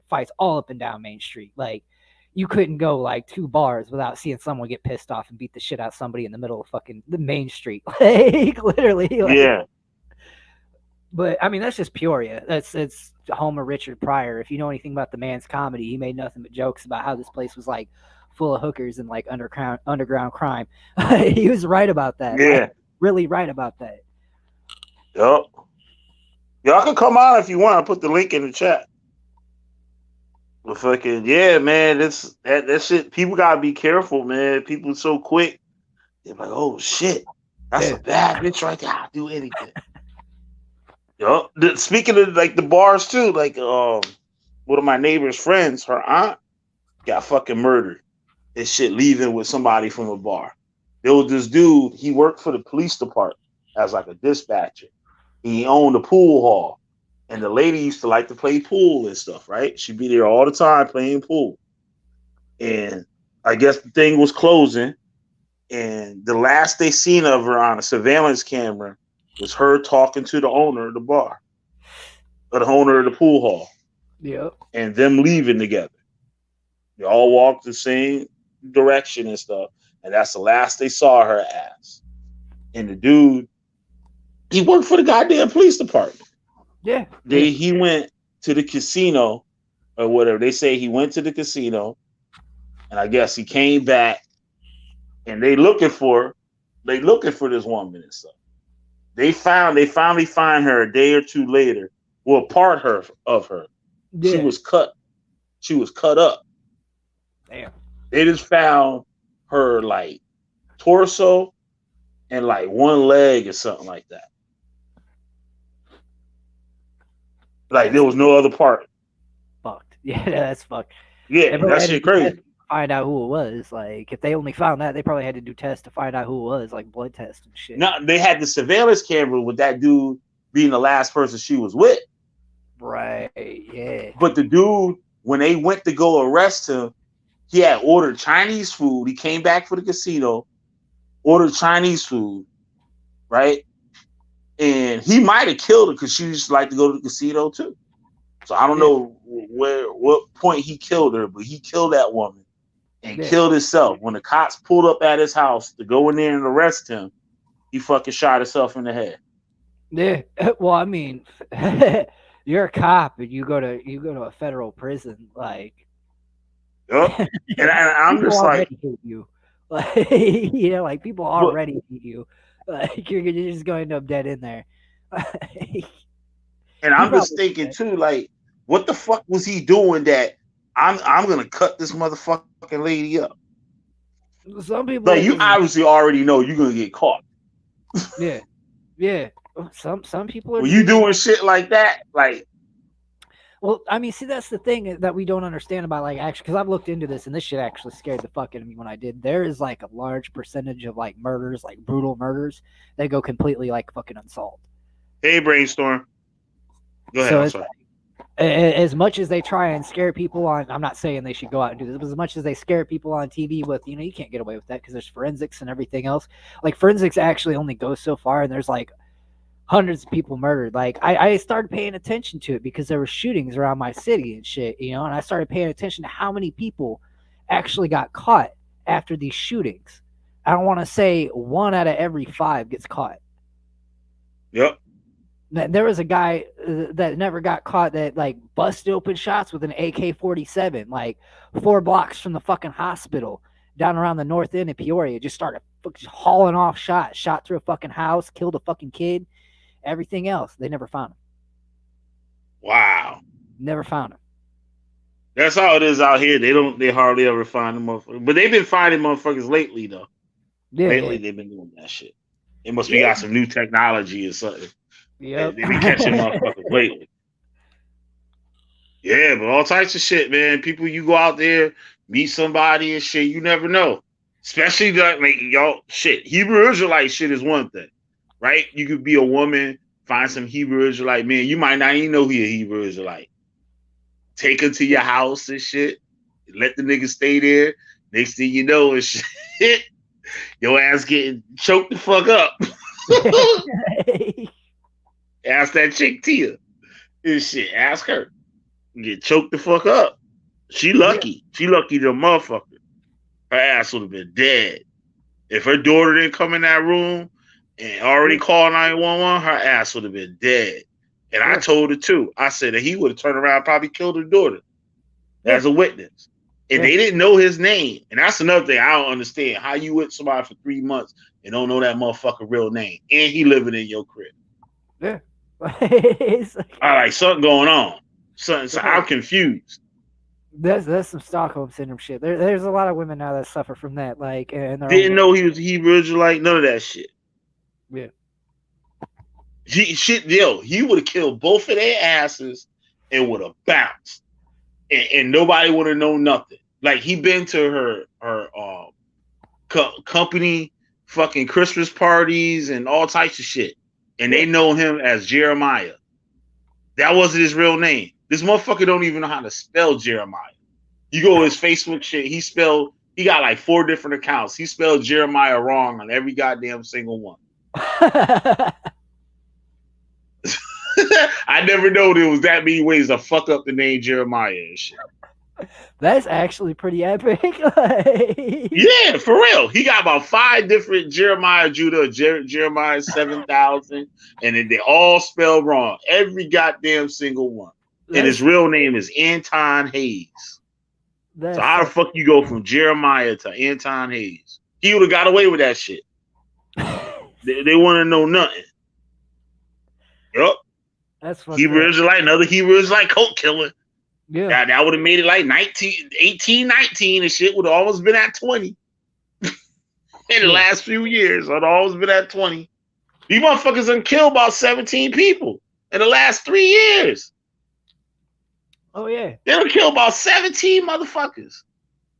But see, the problem with it is like they consider, you know, freedom of speech for a group like that to exist, you know, and everything else. So it's like really like the closest you can get to fighting it is going after specific individuals. Like sadly, that's the only way you can actually fight it is by calling out each and every single. It's so fucking tedious. Like I wish we could just put man hammers on shit that we all hated. Like fucking white supremacists don't even got motherfuckers doing shit for the goddamn cult like that. Yeah. You know what I'm saying? These the white supremacists, I had one motherfucker that act up at every couple of years and shit and some shit and do a mass shooting or something, right? Like you got like this dude like these shootings or whatever, the Buffalo thing or whatever, right? But I don't even know if he involved with any organization or not, right? But these Hebrew Israelite motherfuckers, you got fucking like goddamn at least 10, 12 of these motherfuckers out here doing shit. Back to back. I mean, back to back. You had the Jersey City shooting right after that. You had a machete dude. Then you had another machete dude. Then you had another motherfucker that shot somebody. Right, but it's like that with most of these like cult like groups and shit. Like even Scientology. I mean, I don't know of any murder in Scientology, but that doesn't exclude them from like literally like fucking with people and destroying their entire fucking life. Like you could look into that one. Like Scientology has done some fucking nightmares to people just to not expose that they're a fucking pyramid scam. Like fucking like it's pretty horrific. What's they telling me that I should start going as Scientologist? Oh, Bonnie. Yeah. Like, I mean, everybody's like called them out. Like, everybody has called them out. And see, like, that's the worst part about it is because, like I said, putting a ban hammer on everything is like a double-edged sword. Like, it's like you want to do it, but in truth, if you ban one thing, like this is something I was kind of taught by my grandfather a long time ago. You have to be a man of your word and go after everything else. And like in a world where we're like ban hammering, it's like the same problem I mentioned before. When you go to call something out, like on YouTube, you can't find the shit because it's been ban hammered off. It's like. So it's like, I don't know. That's something I'm still kind of like philosophically juggling with in my head. like what would be the proper solution to all that? I don't know. I don't feel like I've delved enough into Wait, hold on 1 second. You don't got the membership badge? Yeah, you do. I'm looking at it.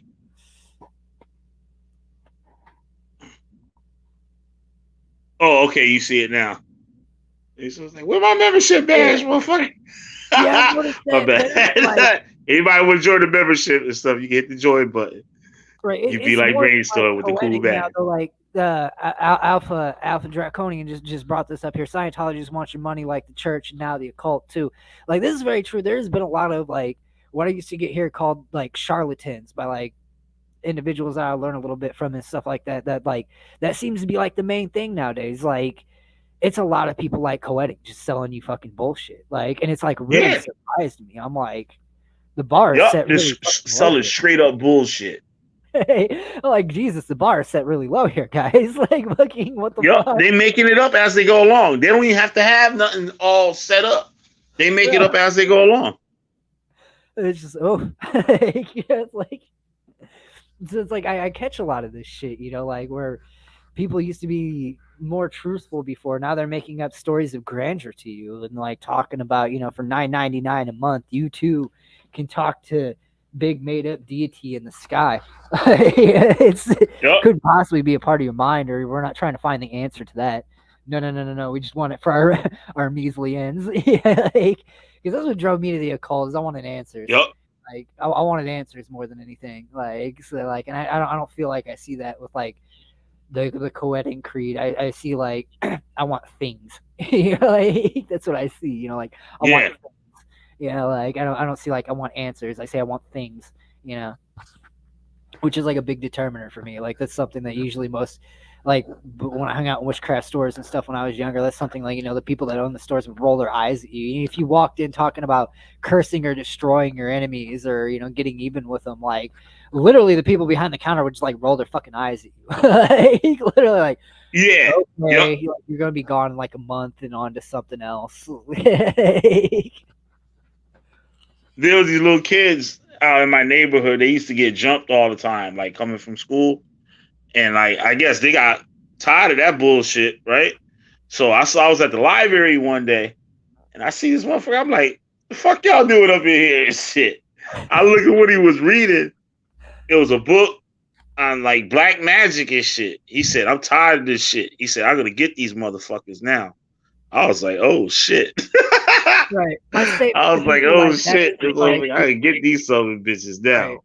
I'm like, my statement to people like that always is like, yeah, if you want revenge, keep in mind you better dig 2 graves and you better be damn serious about it, because there's no walking away from something like that. Like the Count, like actually, I've always been big into revenge stories. The Count of Monte Cristo was like a big reading to me as a kid. Like it was one of those books I read that like sat with me, like, and I even fell in love with I just fell in love with it like ever since then. Because I don't know if you're familiar with it. It's a story about revenge, basically, in other words. But like the tale with any revenge story is that there's always 2 graves at the end. Like the person seeking revenge doesn't care about love or coming out on top.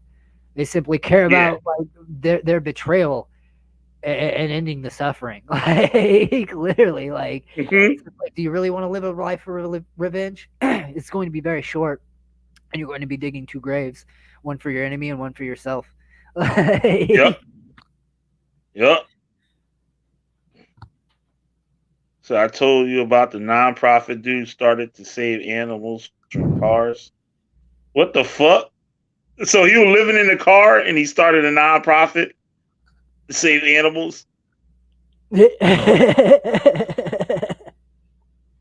What? Oh, somebody tried to get at you and shit. Who's Infinite Power? It says name is Robert Paulson.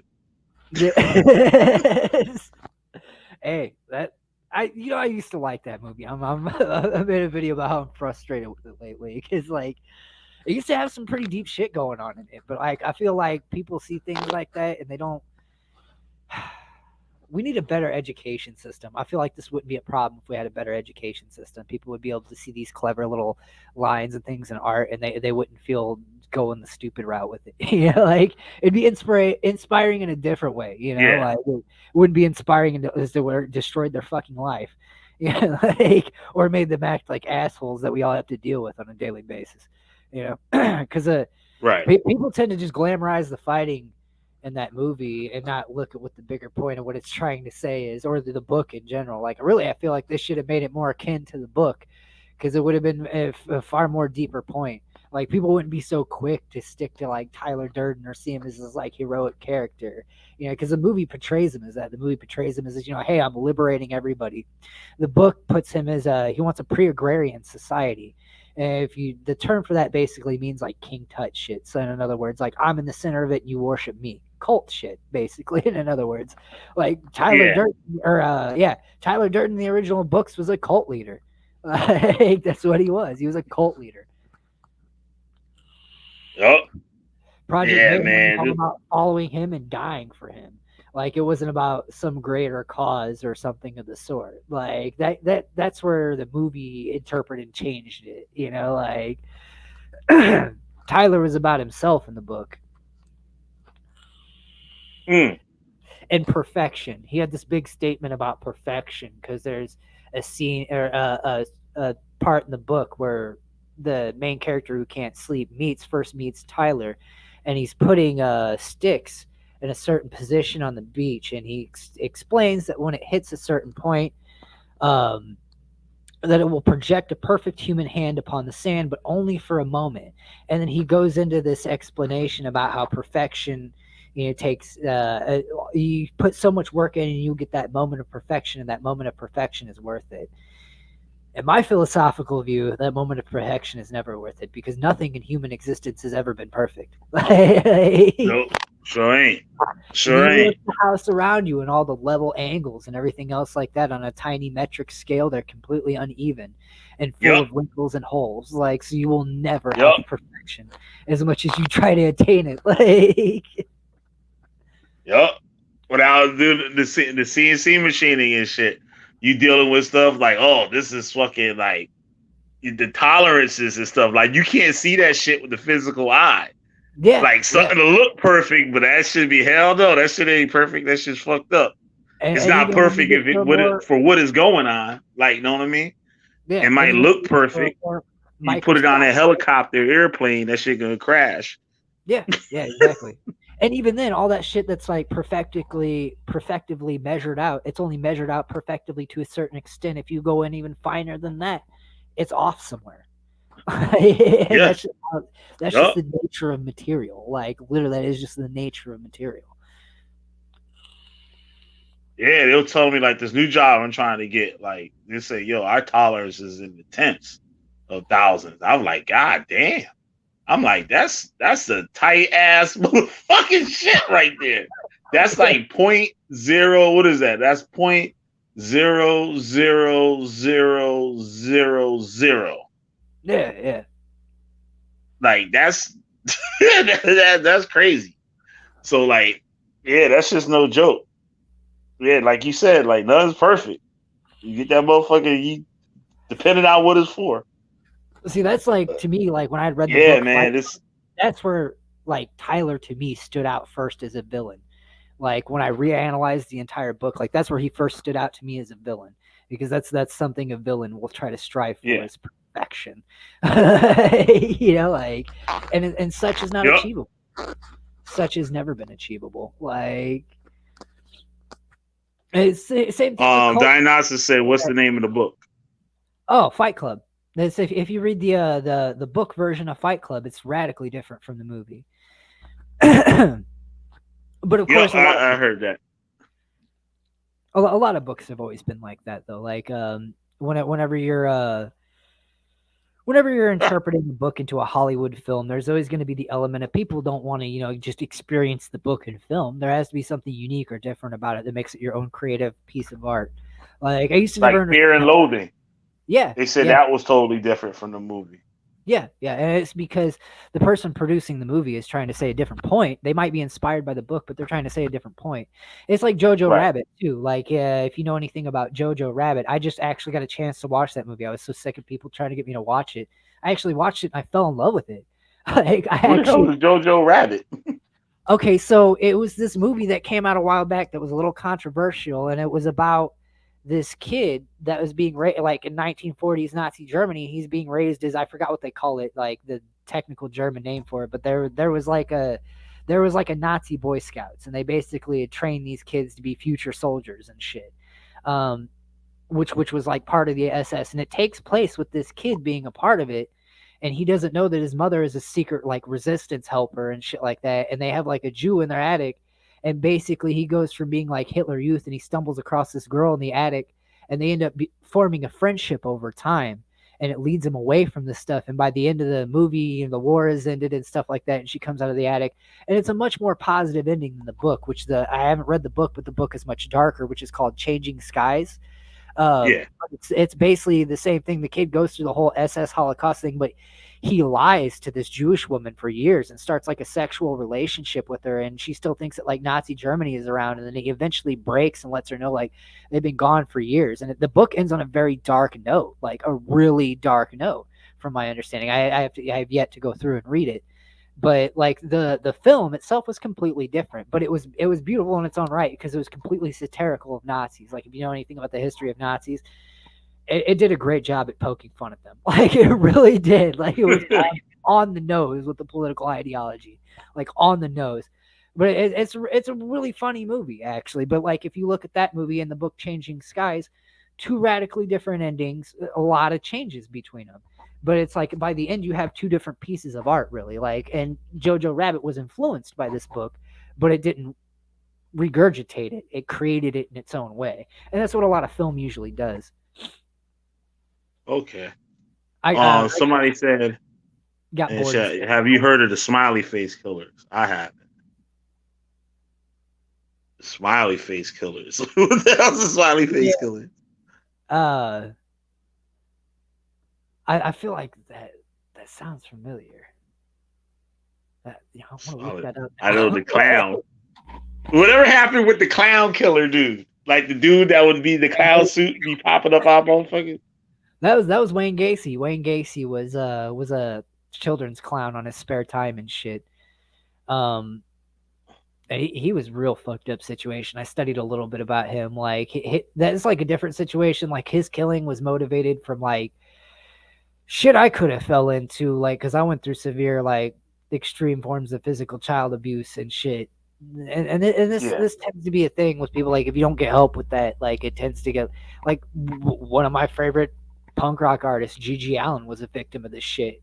And you see how it played in his later life. Yeah, Gigi Allin was fucking, that's whatever fucking did a number on him. Yeah, he was on some other shit, but that was because basically if you study his childhood, like the man grew up to like, I think it was like the age of 10 or some shit, like with no lights, trapped in like a log cabin with like a really crazy religious father that originally named him Jesus Christ, and used to beat the fuck out of him and his mom and shit, and had dug graves for them in the backyard, like literally. I never knew that shit. Yeah, I never knew that. I gotta check that. I gotta do a show on that. Yeah. Gigi Allin was the shit. Yeah. Like if you look it up, there's documentaries on it and shit now that he's like a big deal and shit, and years have passed, you know, and he made his whole big scene and everything else. People were curious enough about it that they dug into it, and his mom was pretty open and straightforward about it. Like, they went through like a lot of physical torture and abuse in his childhood, and that's probably which makes a lot of sense, because towards the end of his life, what was he screaming on stage? I'm fucking Jesus Christ. He was reliving his child abuse over and over again. Like people don't realize that. They think, oh, you know, funny, crazy guy just throwing shit all over stage. No, he was reliving his child abuse over and over again. That's what that was. That was that inescapable dark hole. Yeah, that motherfucker was on some old other shit. Yeah. G.G. Allin. He was like Old Dirty Bastard before Old Dirty Bastard. Like, he was like the real one. Like, you know what I'm saying? Right. Like, he was past Old Dirty Bastard, though. Like, cause way past that motherfucker. Like, he was like, you know what I'm saying? Like, he was making threats. He was going to sacrifice himself on Halloween as like a tribute to rock and roll. Like, it was fucked up. Like, he was literally on some other shit. Like, I remember the first time being at a record shop, like this punk record shop, right? I'm looking for all these hardcore records and shit, and I come across G.G. Allin. I'm like, what the fuck is this shit? Yeah. They had him in the coffin and shit with all the fucking shit, like that cigarettes and the beer and shit in the coffin. Yeah. It was all spray painted. Yeah, that shit was crazy. I got introduced to him, I was like 17, 18, and someone handed me, because this is before people really knew big about Gigi. I'm 35 now. This is before, like, in my generation, people knew about him, you know, like, but it was from like older cats and shit, and they were like, check this out, you know, like, because I had heard a song over at a friend's house. I was like, who the fuck is this? This is aggressive as fuck sounding. You know, like, he was just like, Gigi Allin, here, check this out. He burnt me Hated in the Nation, like a copy of Hated in the Nation. And I fucking fell in love with it. And then, like, a year later, I found out, like, Sluts in the City was actually written about Peoria. Like, because he came here a couple times. Yeah. He performed with a guy I've only met a couple times, but I actually know from around here, called Bloody F Mess, that used to be, like, a part of the local Peoria punk rock scene and shit. And he used to play in Bloody and the Scabs. And he had done, like, a show with him back in the day and shit. And there was, like, famous pictures all that everybody knew in Peoria. Him, like, he's standing next to, like, Gigi or some shit in his fucking, like, thong or something. Like, you know, like, but yeah, like he had actually come here and played show. And I guess this was, like, one of the first places where he started throwing his shit. I don't blame him. I see the show. I see a live G.G. Allin show, right? The place was packed for the other band and shit. When Gigi got on that motherfucker, everybody was against the wall. I saw this band. They don't want no shit or piss on their asses. So they was all in the back wall. Like, the motherfucker can't, the motherfucking piss can't piss all the way back here, motherfucker. That motherfucker ain't pissing on me tonight. I see, like, they were dead by the time I seen them. Like, well, Gigi was dead, obviously, but like some years back, early 2000s, the Murder Junkies came to Peoria. That show lasted all of 2 minutes. Like, I'm not even fucking bullshitting you. Like, this guy got out on stage and was trying to talk like Gigi Allin, ass. Like, he was like, "Where's the fucking heroin at?" Blah, like screaming and shit. And this fucking kid in a Gigi Allin shirt, like, I don't know why they threw him out. I kind of fell in love with the kid. Like, I was like, cool, dude. Like, he came running up off the fucking stage and just punched this fucking, like, junkie in the face. Like, that was just ranting. And dude tried to play, like, the cool, I'm a rock and roll shit and, like, leave afterwards. Like, yeah, there's no heroin. I'm not playing this fucking show. Like, so the show lasted, like, literally, like, all of 2 fucking minutes before this kid in a Gigi Allin shirt, like, ran up and just jacked the fucking singer, like, half unconscious on the fucking stage. Like, literally mid first song. Like, it lasted. I see the Cro-Mag show like that and shit. I see the Cro-Mag. That was my experience. This motherfucker is so fucked up. Like, I was like, they threw the kid out, and I'm like, fuck, I'd rather have that kid get up on stage and scream random lyrics. This guy's boring. Like, he played 2 minutes of a show and kept screaming about fucking heroin. Like, fucking, like, At least the other dude. But yeah, man, like,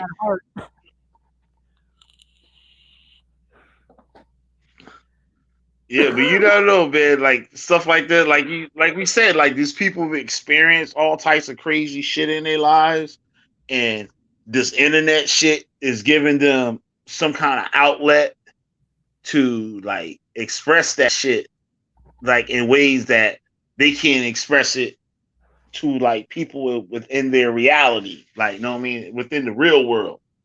So sometimes the people, they want to take it outside of that.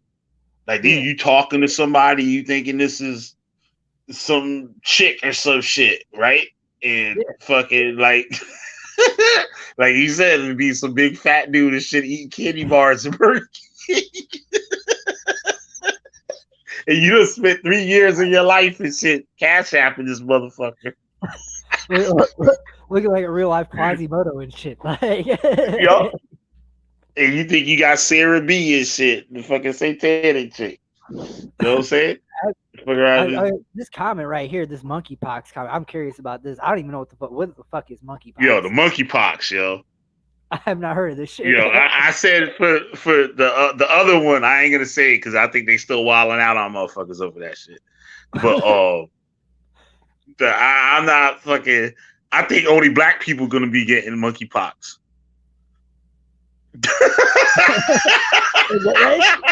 No, I saw a post today and shit. The reason I said that shit, they was trying to. I'm like, yo, these motherfuckers will come up with anything to say. They say, why the only pictures they show the monkeypox is on black people? They ain't showing no white people with monkeypox. So I'm like, fuck it. They had their shit. Now this one's ours and shit. You know what I'm saying? White folks had the other one. Now the black folks that had the monkeypox.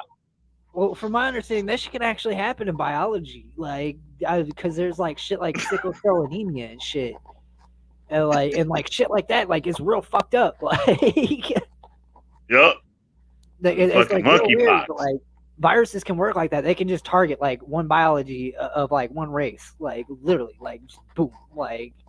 It's real fucking weird. Like I got into studying biology. I don't know things about it. Like, but I got into studying like a little bit. You know, like it was just real weird the way shit works with biology. Like the way human bodies are set up, and they generally change. Like it's real hard to explain. Like I don't even know how to get into it. Like I don't want to because like if you go talking about it the wrong way, you'll sound like a weird eugenicist and shit, you know what I'm saying? Because like eugenicists have like their view on it, you know, like the whole like specific races are superior and things like that. You know, like there's a whole eugenics rant in there and shit. You said 777 studying biology and shit because you get like 777 said most people monkeypox. Probably. Like, well, fuck it then. They gonna give it to all the black people and shit. Monkeypox for black people and shit in 2023. Probably some form of pox, though. If it's some form of fucking pox, though, most likely it'll affect everybody. Like it's not gonna. I bet a motherfucker take this vaccine though. I bet you they'll take this motherfucker. Right. Well, I mean, if it's horrid enough, shit. I mean, because this is something I learned about. Nah, there ain't nobody want to look like that. It's one thing looking normal and dying and shit. Yeah, but ain't nobody trying to die with that motherfucking goddamn monkeypox. Ain't nobody trying to look like that. Nigga, ain't taking no chances. COVID and like the supposed monkeypox shit, because this is something I remember hearing about in like biology when I was like in high school. Like, was like eventually over time, like viruses, just like any other living creature on this, they evolve. Like they consistently evolve. Like we're basically constantly in a dice gambling game with literal physical reality. Like if you look at the human species, like any day some shit could just pop up, like the cold virus that mutated into COVID, like, you know what I'm saying, and wipe a big chunk of fucking people out. I mean, the Black Plague came about. You know, if it wasn't for like entire continents cutting it off, that shit would have ravaged the world, like literally. This motherfucker, he said, I don't know what the fuck 777 be doing this shit. What the fuck he be reading? I can imagine what his Google YouTube feed be looking like and shit. Say, did you guys hear about the truck that was carrying monkeys to a lab? Crashed in Pennsylvania and many monkeys escaped. Nah, I didn't hear that shit at all. Like some end of the world shit. Yup. Yeah, a bunch of monkeys. Well, where I live, there's a bunch of parrots and shit. You know what? The parrots be here in the winter. Yeah, they don't go away. Like that's like he said with the monkeys. It happened with some parrots. There was a truck that had a bunch of parrots on it, and the truck tipped over on the highway, and the birds escaped, and now they live out here in Connecticut. And now the whole ecosystem is fucked up with parrots. Yup. They build these huge fucking nests. Like, yo, they build huge nests. They don't got no little bird nests. These motherfuckers, they're like big fucking structures. Like they're like a telephone pole. Here, like in the Illinois River, and Asian carp became like, because I used to work as a deckhand when I was like 18. Them motherfuckers are so annoying. I hate Asian carp. Like, because I'd be because we were on a tugboat, like basically like an old steamboat, but they replaced the steam engine with like twin Caterpillar engines. So it looked like the old tugboat and shit, but like you'd be coming in close to the fucking shore, and these motherfuckers would jump like 3 feet out the water and hit you in the face while you were trying to like tie the fucking boat. Yeah, I know what you're talking about. Yeah, I see that shit. Fuck out of Asian. I got nailed in the head so many times by Asian carp. They pissed me off to the point where I would go out as the boat was pulling in. I didn't give a fuck about the rich people up front eating their dinner and shit, bro. Like, I'd be playing baseball with Asian carp. Like, I'm fucking done with these things. Like,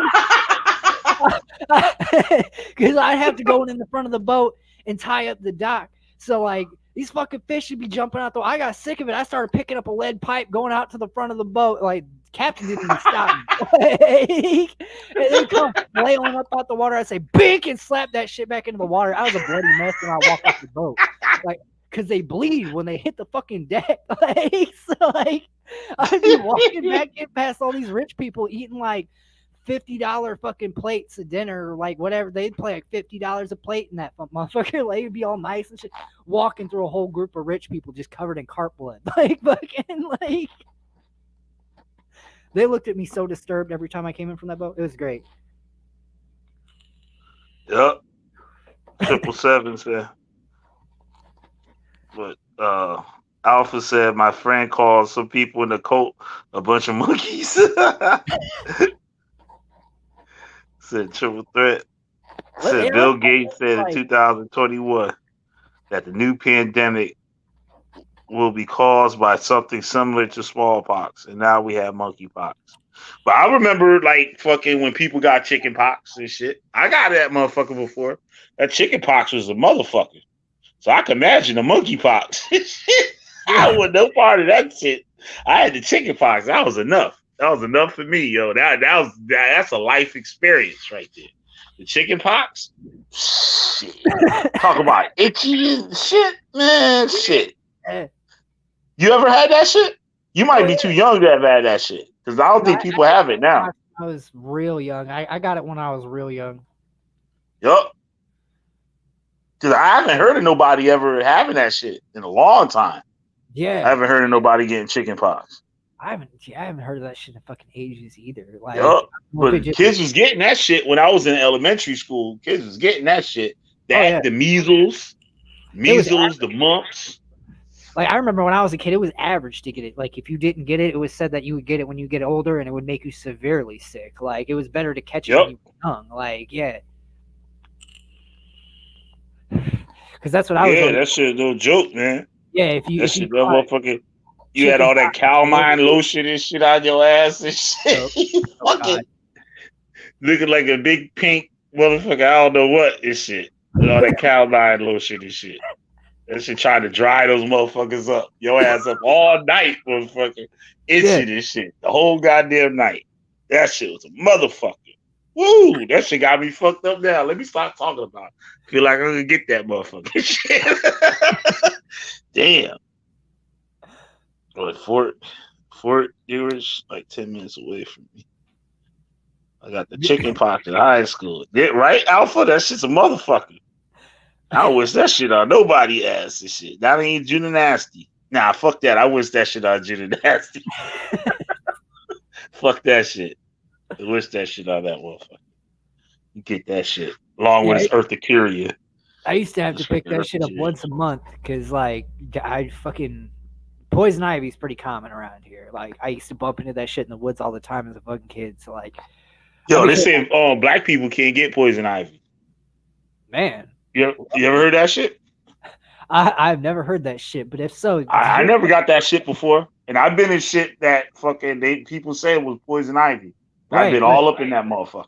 I mean, that could be. I don't even know. I think Native Americans don't get it either. Yeah, that I've actually heard. Like someone that was Native American say that like they couldn't actually like contract. Like, and from what I hear, you can get an immunity to it because I've been around it and never caught it again since I was young, and I used to catch it all the time. Like, I used to be out in the woods all the time, bump against it, and it would be going up my fucking leg. I used to use like calamine lotion all the fucking time and shit. Like, but as I got older, like I'd pass through the woods in shorts, like, and walk through poison ivy, be like, "Fuck, I'm gonna have to treat that in a week," and I wouldn't break out. Like, it was just real fucking weird. It's like I almost like put my body through it enough, like grew an immunity to it slightly. Like it's like I really got to rub myself in that shit to like get it now. Like yeah, I never got that shit, but I heard that what they used to tell us and shit. They said black people don't get poison ivy. Lucky, lucky. Like, that shit is a fucking nightmare. Because all you want to do is never had that shit. Yeah, but as soon as you and lice too. And lice too. Yup. They said black people can't get lice. Yeah. I remember in school they used to check for lice and shit. That shit used to be stupid as fuck. All the black people used to be there and shit. They give you these little ass combs and shit. Like, goddamn well that little ass shit can't go through nobody black hair. Like, you had the class pictures, they give you this little ass comb and shit. I'm like, what the fuck am I gonna do with this shit? Yeah. Little ass shit. Function is by clinging to the base of hair, like so the base follicle of the fucking hair and shit. Yeah, there's something different with that, with like because I've heard before. Like there's something different with that with like black dudes' hair and shit. Like because I know you gotta because I have black nieces and nephews. I know you have to treat their hair different. Like if you use like white black hair, you go bald. Yeah, the little ass combs and shit, the little thin ass combs and shit. You can't do shit with that motherfucker. Yeah. And this the 80s and shit. Motherfuckers had afros and shit. Yeah. Fucking whatnot.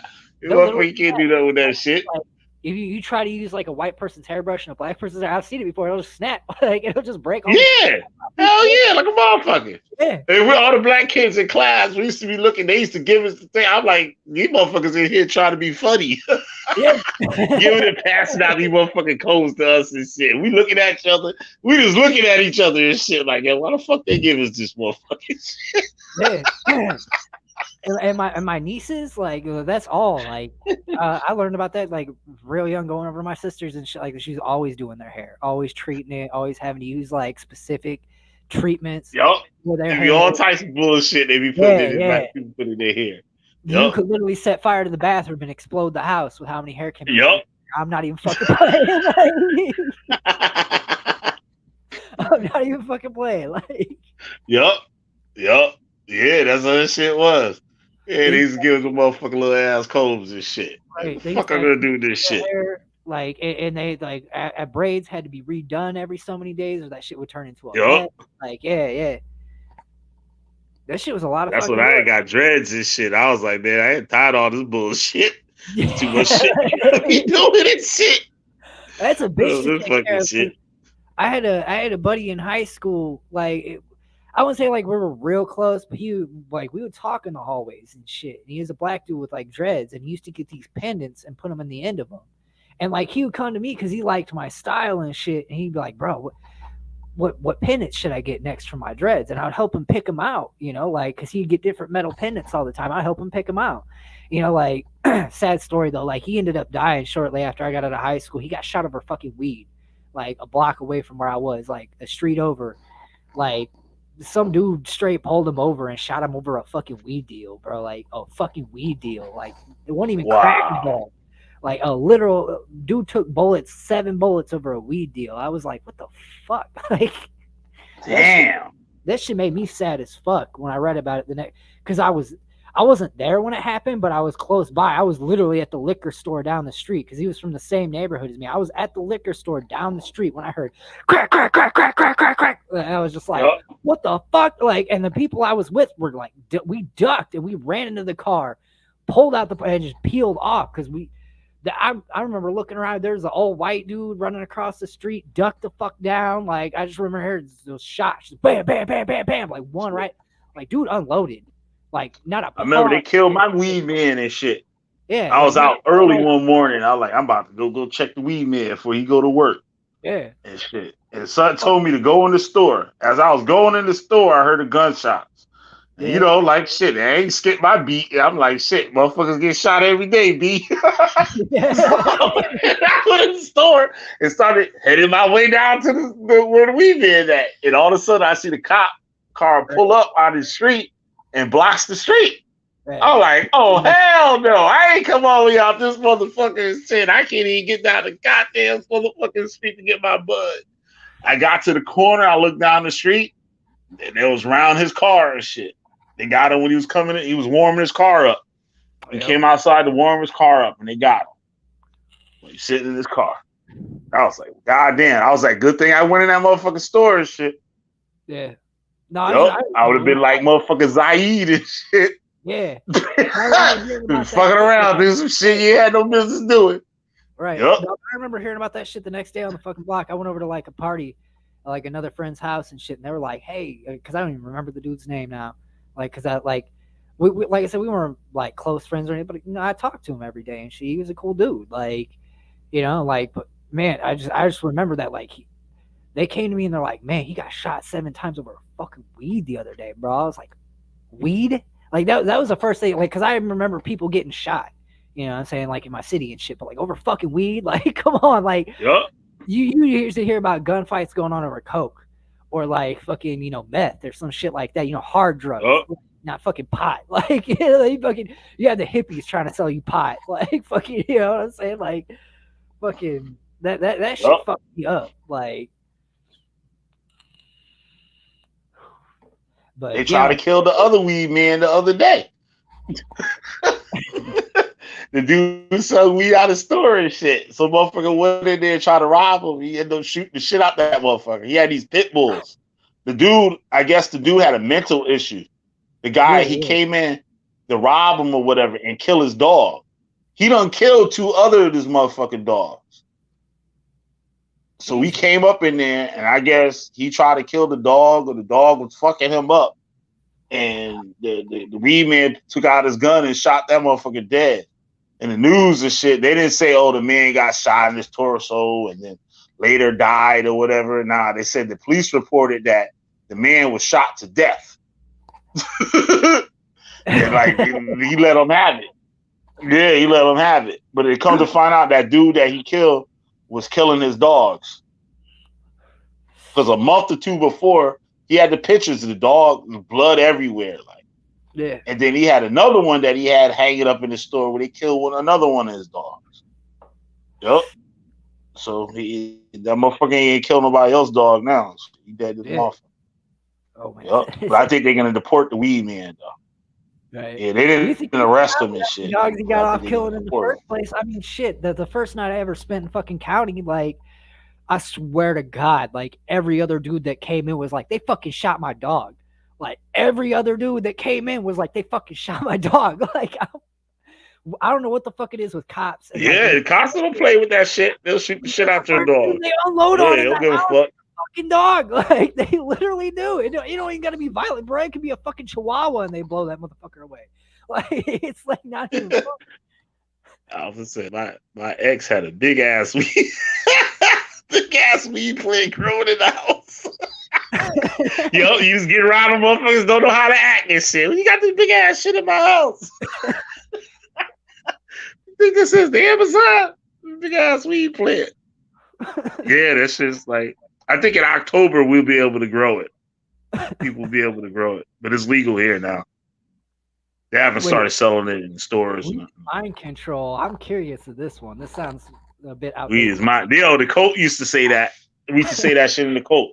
Said it was witchcraft. When you smoke weed, that was witchcraft. That's crazy. Because the smoke and stuff brings spirits. Yep. I've always heard some shit about that, like in esotericism, like, you know, people using like drug induced like frenzies to put themselves in like a certain state. Like it can be done. Like it can be done, but like, well, another thing I was taught is you can get that without the drugs, like, or you can get there without the drugs. There's another like. I heard some people say that too, that you shouldn't do like magic or whatever under the influence like alcohol or like weed or anything like that. It depends on the I've heard that people say that. because like I used to practice in what you could technically call like a small coven made with some close friends that had the same curiosities. Like I had someone that was kind of close to me that we did a lot of shit almost like coven like together. Before we kind of got into it, and I won't go into that. That has to do with like esoteric warfare. I'm not trying to like flex my nuts on the internet. Like I'm big bad now. Like, no, I won't go into that. But some things went down between me and him, and you could say I walked out of it in one piece, luckily. Yeah. Because we were on the same even level. Because everything we knew, we learned together. So like, but he had like this little freak out, kind of turned against me in a sense, and like so I mean like a way he had taught me how to do some things is he taught me how to do it both ways. He taught me how to do it without drugs and with drugs. Like he showed me that drugs are really nothing more than just making it reliably easier to do these things. Like, but you kind of have to, right. You have to be careful. It's drugs. You have to be fucking careful. That's what I would think. I would think the drugs would make that shit better or something. Like, you know what I mean? You'd be more in tune with it, but who knows this shit. Well, it's specifically hallucinogens. Like I'm noticing specifically hallucinogens, and I promote more cleaner hallucinogens. Like so like even if you're gonna do hard hallucinogens, I'll say like peyote over acid, because even though acid is semi-natural, it's a lot of chemicals, and like you'll have a better effect trying to do it esoterically with something natural than you will with something ill-natural. Yeah.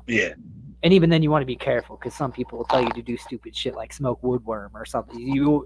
So even like that's why I don't even like giving it as advice, or hey, you can pull esotericism through this, is because there's so many fuck ups like you could run into doing it that way. Like there is literally so many fuck ups. It's not even worth pursuing it in that manner. You're probably better off doing it in a sober manner. Like, which is what I tend to try and tell people, like weed will help. Like weed ain't gonna kill you, and you can use weed in a ritual. Like, like Alpha said back in the day, some girl who was pretending to be so tough and cool, I gave her a baggie with a little weed mixed with oregano, and that bitch tried smoking it. Yeah, I gotta tell you some fucked up shit, some worse shit than that. My boy had gave some dude fucking fake hash. What it was like fucking rabbit shit. It was rabbit poop. And he told the dude that it was hash. Yup. That's fucked up. That's worse. That's fucked up. Right. He probably fucked his whole throat up with bacteria and everything. I was like, holy shit. Yup. Like, that's fucked up. Hey, shit. Fuck. I'm sure. It's sicker than fuck. Yep. Unbelievable. But like, like this like anything, man, you gotta watch who you fucking with and who you around, because you never know. Yeah. Somebody plot on you and shit. You go somewhere, and next thing you know, that'd be the end of you. You be on a motherfucking Killer Bee show. Right after, with somebody saying, "Yo, I told him not to go over there. Fuck with that coat." Yep. Yeah. No, I actually, I had a. Speaking of that dude, I was part of the reason me and him had a falling out. He actually tried to poison me. If you know anything about the herb woodworm, you don't smoke it. It can kill you if you smoke it. He laced. What is it again? Woodworm. Yeah. Oh, for real? I didn't know that shit'd kill you. Yeah, if you smoke it, it'll kill you. Basically, he laced it into a bowl of pot when I was drunk. Like, this is part of the reason why I don't drink. Oh, shit. Like, drinking can put you at a level where people can take advantage of you. Like, so, like, I didn't quit drinking over being like, oh, I'm straight edge or better bodied. It's like, it was just a mental thing. Like, no, people can get a foot up on you if you're drunk. Like, that's one of the things that led me. Oh, yeah. Yeah. Like, because I was like, that is true. But, like, this dude laced it into a bowl of mine and had me, like, because I was... The where the potent mix was is if you mix it with alcohol. If you mix woodworm with alcohol, that's a death sentence. He tried to give me a death sentence. I was like vomiting the whole night, like almost choking in my own puke. Like people had to lift me up and hold me over the toilet. Like I caught up with him the next day, and that was like the first strike. And I was like, "You ever do some shit like that to me, I'll beat the fuck out of you." but like say like some shit like that, right? What made this dude think he was gonna get away with that shit? What if your ass died? Yeah, yeah. I don't. He had some fucking shit going on, man. Like he was real cool at first, but then he just got kind of mentally like. It started around a time when he just started fucking dropping acid like nonstop, and he just started getting real fucked up acting and shit. Like I don't know what the fuck he was on. Like I really don't. Just like I said the other day, they smile like the OJ song. They smiling in your face the whole time. They're trying to take your place. They're backstabbing. Yeah, exactly. Yup. The whole time they're trying to take your place. It can be anything, son, that you couldn't even imagine. Yeah. Couldn't even imagine the shit that they would want to kill your ass over or whatever. Yeah, because I knew something was funky. Even though I was drunk, I knew something was funky tasting about the weed. I was like, what the fuck is wrong with this? It tastes weird. Yep. And the next morning, I picked that same bowl up and smelled it, and I smelled fucking woodworm because I know what woodworm smells like. I work with it. Like, so it's like, I fucking smelled it, and I'm like, that's woodworm. He put woodworm in my fucking bowl while I was drinking. I'm gonna fuck him up. Like, wow. So this is like a cult person, somebody that. Yeah, this was a cultist I used to actually practice with. Like we used to actually, we sit in ritual. We did a few things in ritual circles together as a group or as a team. You could technically say. Yeah. Wow. Yeah. So. Unbelievable. But yeah, after he stole see how crazy that is. Yeah, like, but after he stole my voodoo doll, that was like the final straw. Like I got literally almost physically violent with him and chased him out of my house after that. Like, because he stole my voodoo doll and was trying to lie to my face to me about it. And I'm like, I'm already on to you. Because I had like one of those, like, somebody gave it to me. Like somebody gave me one of those like cheesy ass voodoo dolls, and I was like, this might come in handy for something someday. I don't know. Like a lot of that shit about the voodoo doll is pretty fake, but like you can do some things with it. Not like what Hollywood makes up, but you can do some things with it. Like, you see what the bitch? She tried to put a curse on my motherfucking ass. Nah. Yeah, there's some bitch. She had a motherfucking goddamn voodoo doll, and she said, "Killer B is evil. Make him stop." She rolled out a piece of paper and shit. Said, "Killer B is evil. Make him stop." And had me in the motherfucking, had my name up in the.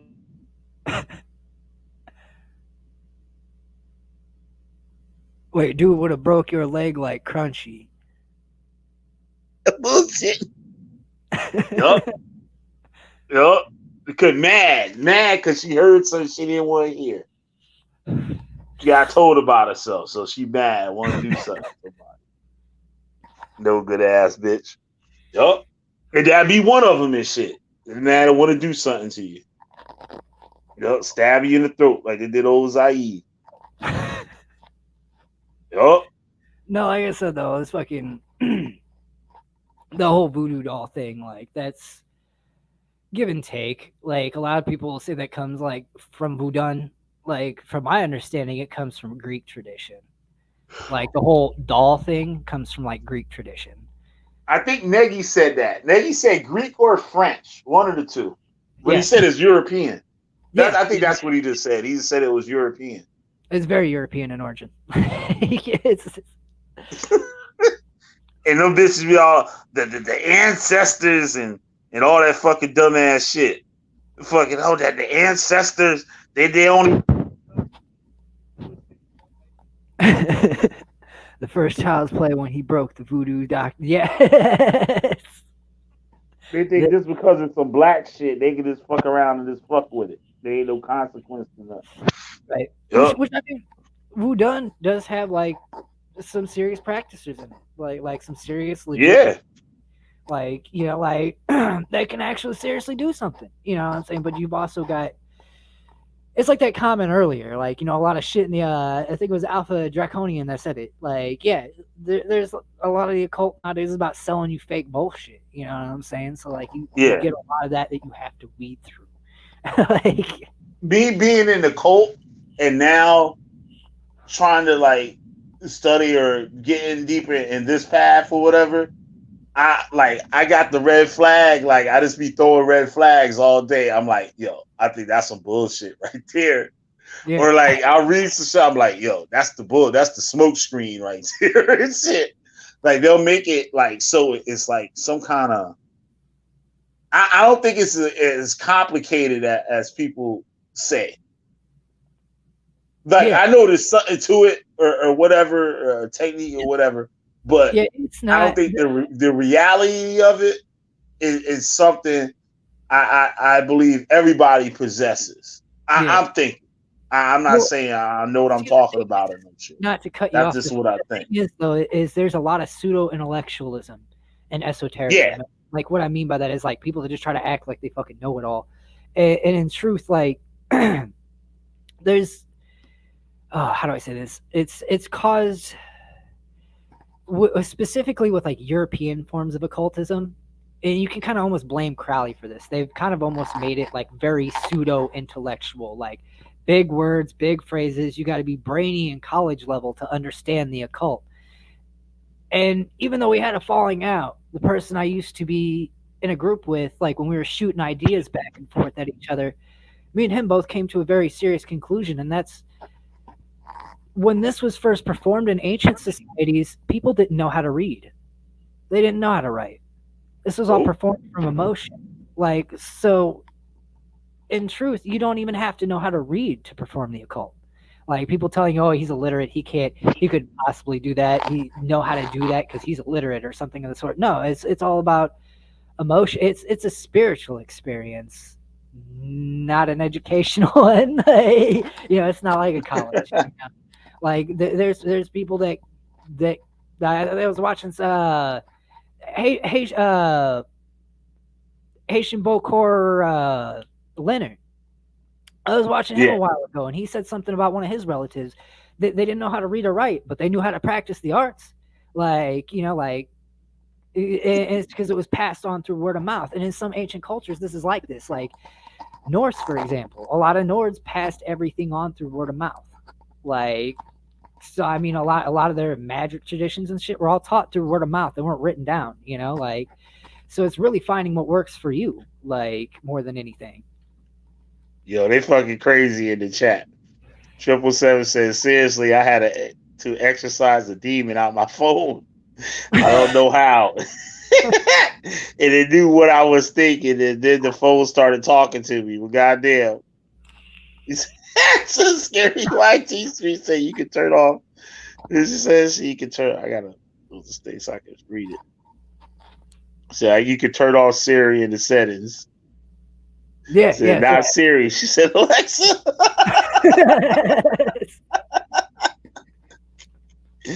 Oh man, y'all crazy. Damien Eccles. That sounds familiar. I don't think I know who it is. I definitely think I heard the name before. Yo, it's crazy. That's my dad at 777.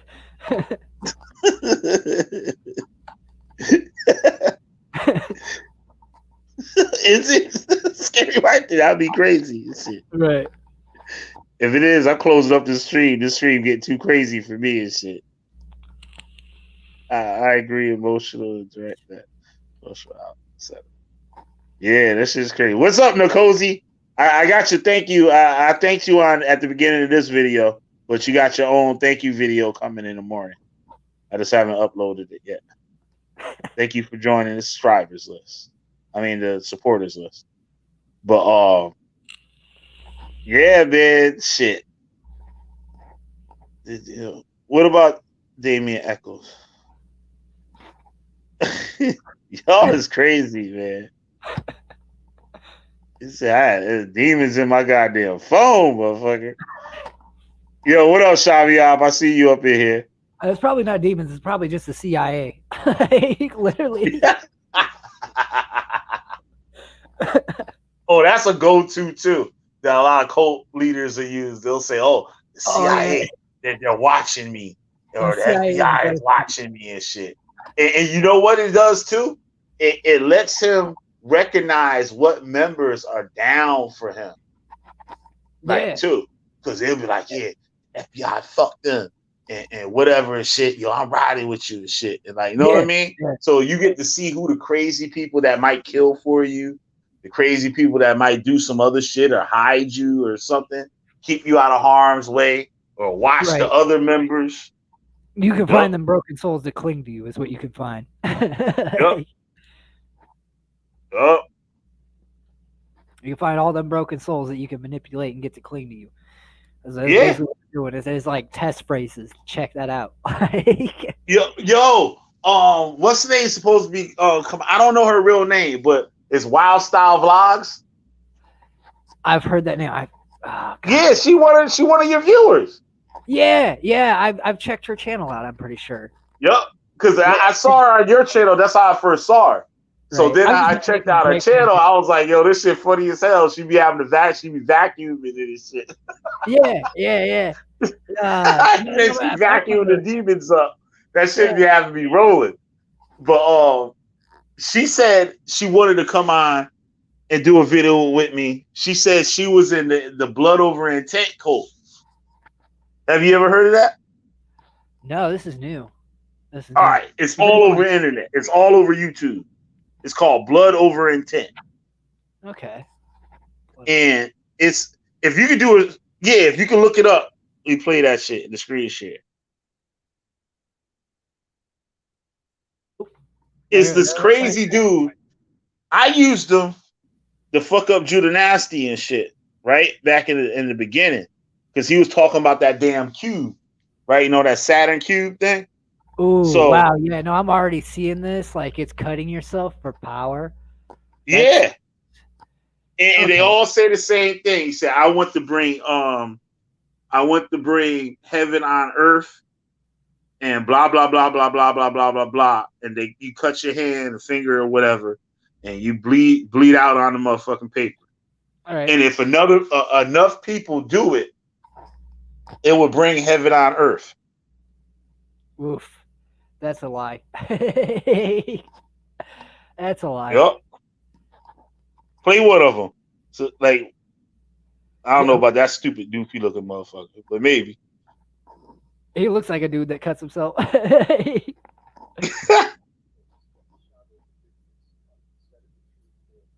Oh, I can't hear the audio though. Right. Yeah, though you can hear the audio. Fuck it. I don't think I can do it. I'm on my phone. I don't think I can share. No, I'm already just seeing it from what they're saying here. You ain't got to watch much of it, like this whole cutting yourself and bleeding all over the place. Yeah. Like, going to like what that is symbolic, like you're degrading yourself. Like if you want to be symbolic and talk about occult symbolism, that's like degrading your temple.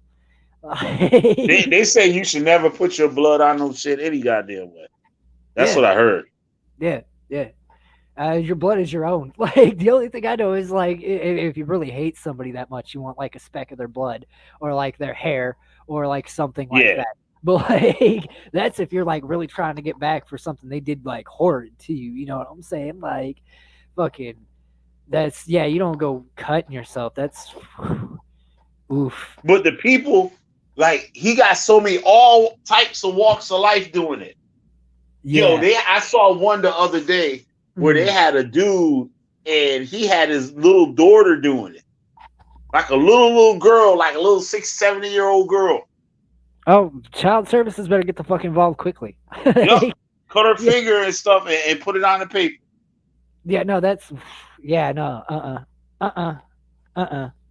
nope. I'd kill somebody if that was a young in my family. I would flip the fuck out. Like I'd be like, "Don't you ever know?" Yep. You know she's gotta have. So, but I seen they had there was a leader. His name I can't think of his name, right? But I play him on one of my videos, one of my like first videos, like on the cult stuff, and he was talking about that Saturn's cube. He believed in the flat Earth, but he believed there was a dome over it and all this stuff, right? There's always an excuse as to how it works. It's always flat. He would talk about time and said these people, the Satanists or whatever, they want your time. And he would talk all this stuff about time. How it wasn't money that they wanted, it was time. And that's the same thing Judah Nasty used to say, like, I don't want your money. I don't want your money. No, but the motherfucker wants your time, though. Yeah, it wants to waste your You know time. what I mean? He Yeah. get his shit from that. So the dude was showing the cube. I was like, oh shit, this motherfucker like teaching the same shit this motherfucker is like. So I took a bunch of clips from him and stuff, but the dude went crazy. They put him in a mental hospital, right? And then he was gone for a while. Then he came back and started the shit up again. But every day, like you could still search like new ones. Like every day, there's somebody doing it. Oh yeah, no, I'm sure. And it said it's supposed to be 100. When it reaches 144,000 people, that's when heaven is going to come back on earth. What up, John Riggins?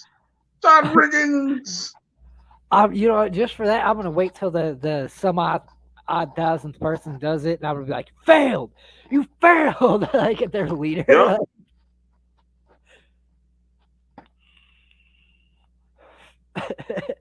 Just play the Antichrist role, you know, like come in after they fail at everything. Like, where's your God now? Where is he? Yep.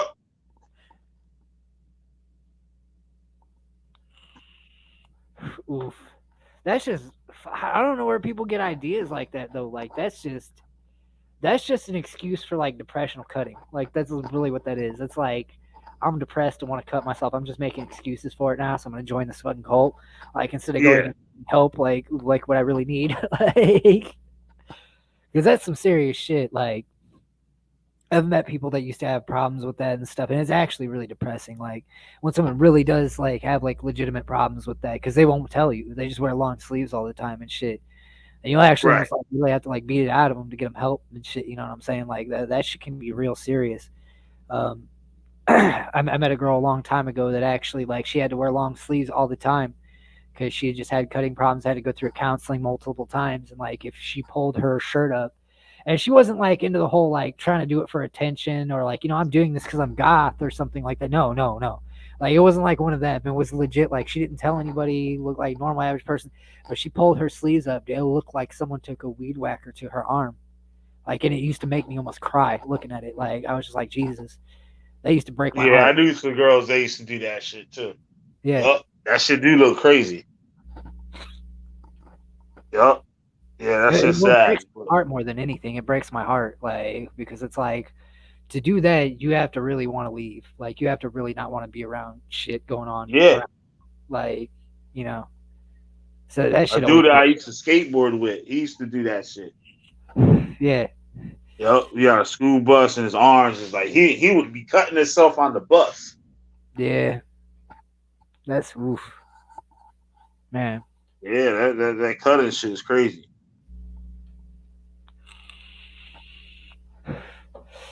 Yeah, form of self punishment. At least it's not coprophilia. That's what Gigi had, where like you eat your own feces and shit. Like that's actually like a straight up like people really do that shit. Yeah. There's people in mental homes for it and shit. I used to talk to this girl when I was taking like a class like for GED or something like that. But yeah, I was talking to this one girl that worked at like the mental hospital back before they shut it down here. And she's talking about, I ain't going in that room today. Like, I just overheard her talking. She's like, I ain't going in that room today. Motherfucker be smearing shit all over the walls and eating it and throwing it. I'm not cleaning that fucking shit up. Like, she was talking about, they had a patient that had coprophilia there. They literally, like, smears on shit in his mouth, like, smeared on the walls and shit. Like, that is, like, a real thing. Like, it's rare. It's a real thing. Like, yeah.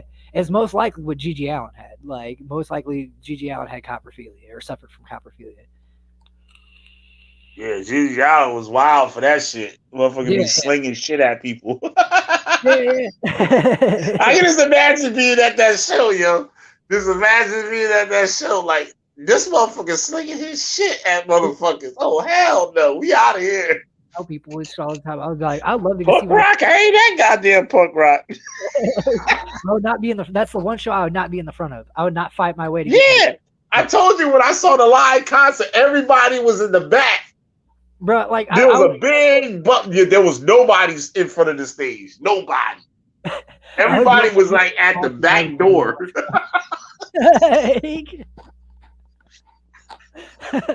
Motherfucker get some time and shit. Something gets slung at him and shit.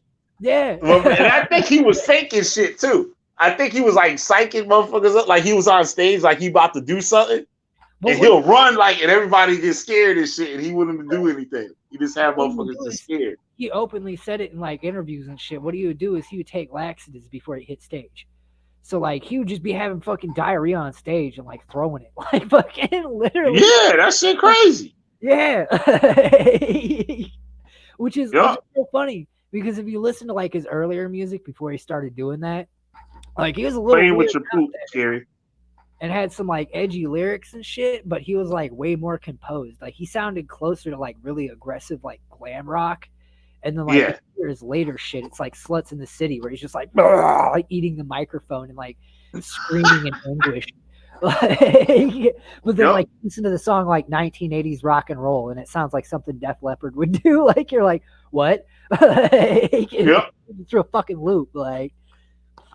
Gigi Allen was quite the character, boy. Yeah. Quite the character.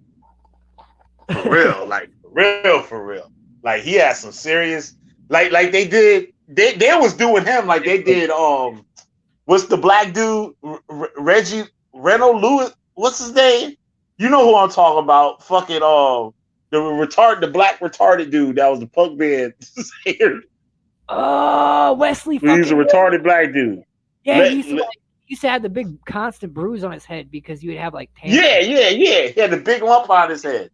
Yeah, but like Wesley Williams was the shit, dude. Like I used to fuck with people and troll the song. I whipped Spider-Man's ass. I whipped Spider-Man's ass. I whipped Spider-Man's ass. I said, rock on Chicago. Rock on New York. Back before I got Spider-Man came to my house yesterday. Yeah. He said, fuck you, you fat bitch. I want your woman. I said, Spider-Man, you can't have my woman. So Spider-Man said, fuck you, you bitch. And he smacked the shit out of me. It hurt. It hurt. And Spider-Man took off my woman. I'm so upset. So I whipped Spider-Man's ass. Right. Jello Biafra got a lot of shit for promoting that dude. And like he wasn't even doing it to be like insidious or make fun of him. He was just like, this dude likes to make music. I want to give him a record deal. Like, yep. Like, and everybody do I like David Bowie? I never really was a David Bowie fan. Like, on some real shit. Bowie's okay. I never was a David Bowie fan. Listen to him and shit. So like, I grew up around shit like that. So, and I'm familiar with Bowie and I like some of his songs. I just never got into him and shit. Like, I didn't even know that motherfucker was like punk rock and shit on some real shit. Yeah. Well, I mean, it's real weird. A lot of like glam or like later glam artists and like retro artists and shit started out in punk. Like Billy Idol, like started out with Generation X, which was like original 1977, like the first wave of punk. That's what I'm thinking of, Billy Idol and shit. That's why I'm getting confused with David Bowie.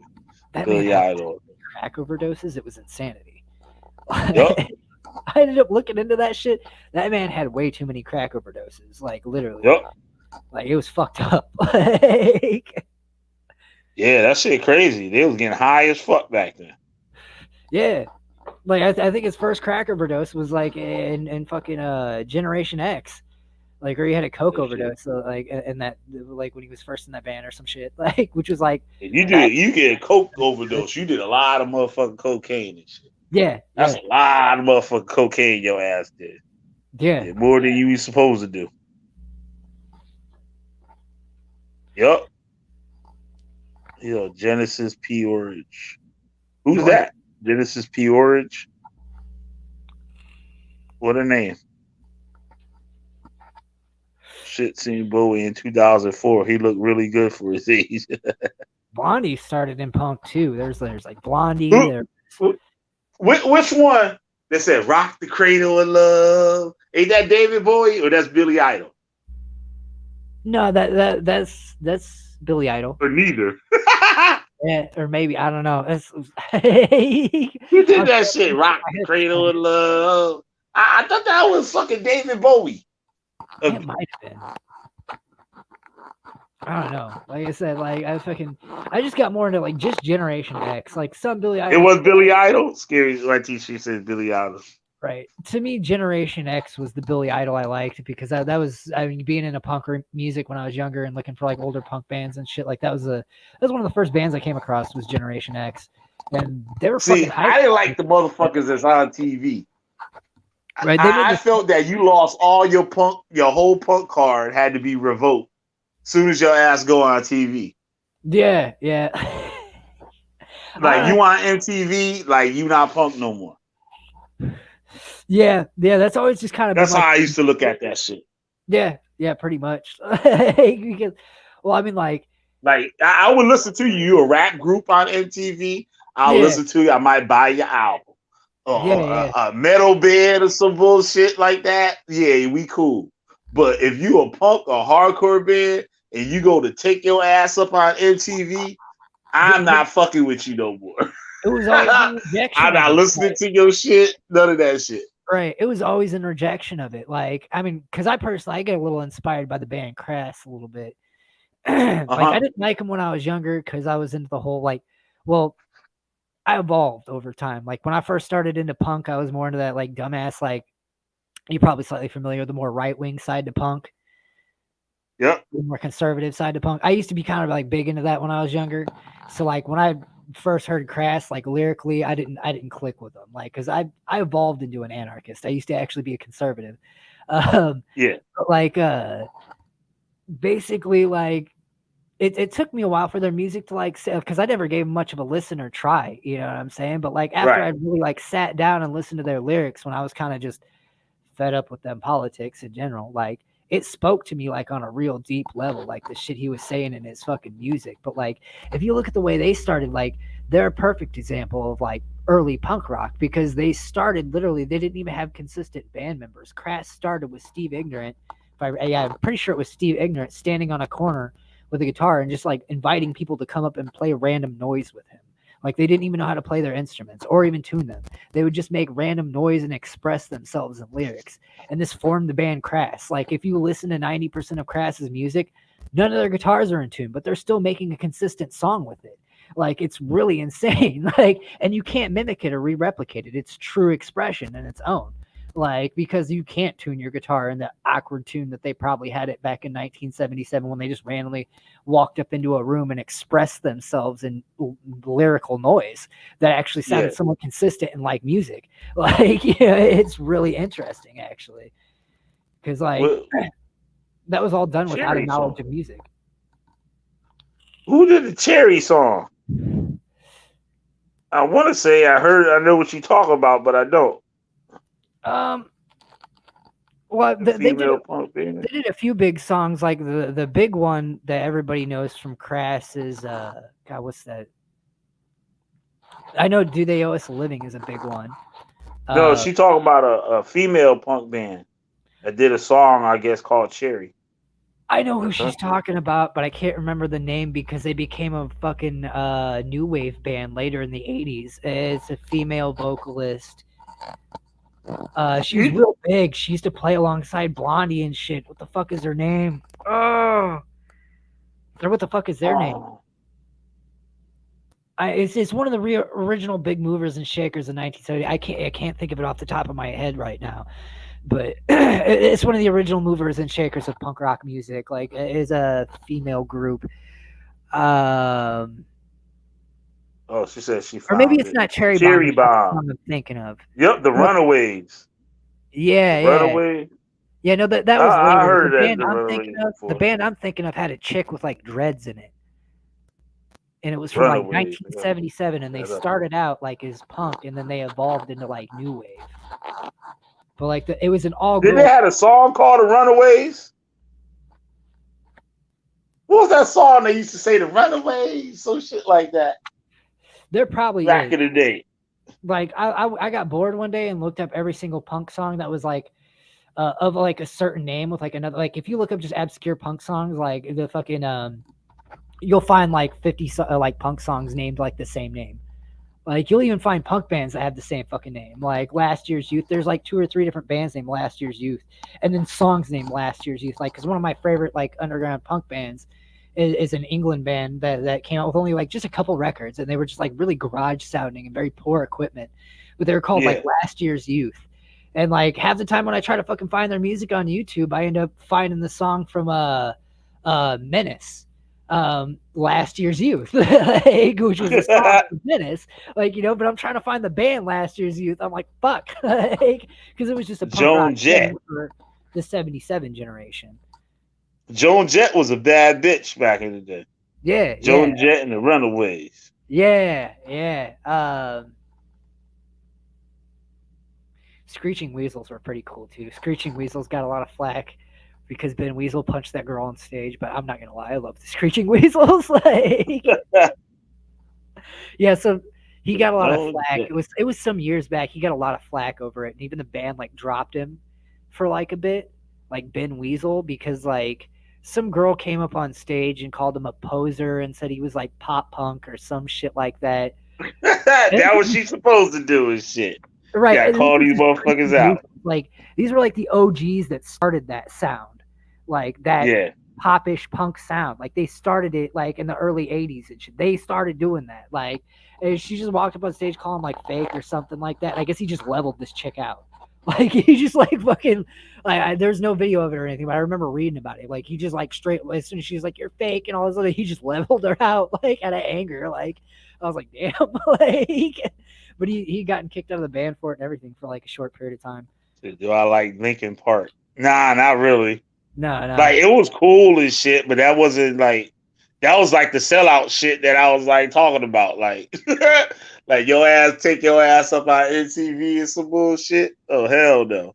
I even got bad at Bad Brains. I got mad as fuck at Bad Brains and shit. I ain't want to listen to Bad Brains no more. When they got on MTV, they did the Gotta Love video and shit. I was like, yo, what the fuck kind of shit is this? The song was dope. The album was dope. But I was just like, nah, y'all ain't supposed to be up on this motherfucker. Right. You are owned now. You are not yourself. Yep.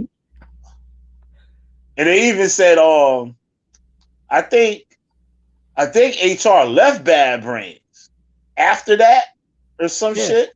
Yeah. I think he left that, and they had to get the dude from I think Sublime or some shit. Yeah. I was like, I don't know how the fuck y'all can't place HR. He can't even replace that motherfucker. Yeah, Sublime was cool in its own right, but man, I'm sorry, college kids ruined that band for me. Like they really Smashing Pumpkins was dope. I fuck with the Smashing Pumpkins. Right. I fuck with them. They're pretty good. Like actually, I'm okay with them. Especially the older I've gotten, the more I go back and listen to some of their shit. Like I feel sorry. Limp Bizkit. I wouldn't even tell nobody that shit. You need to take that shit to the grave with you. I'm sorry, like Fred Durst. Limp Bizkit. I forgot all about Limp Bizkit. Oh my God, Fred Durst became the punching bag of the late 90s and early 2000s. I feel sorry for that guy now. Limp Bizkit. Limp Bizkit. God damn. I feel sorry for that guy now because everybody shit on him. And then he went off and he shilled for like Putin. And I was like, okay, now I don't feel sorry for you anymore. Like, nope. Limp Bizkit. God damn. I forgot all about that motherfucker. Limp Bizkit. Shit. That was like something. That was somebody. Yeah. Siberius and Negi was on here right the other day. Yeah. And I asked them about House of Pain. They didn't know what the fuck I was talking about. I'm surprised. I was like, how the fuck y'all don't know what the fuck House of Pain is? Right. You know who House of Pain is, right? Yeah. I was just like, damn. I'm like, where the fuck was y'all at?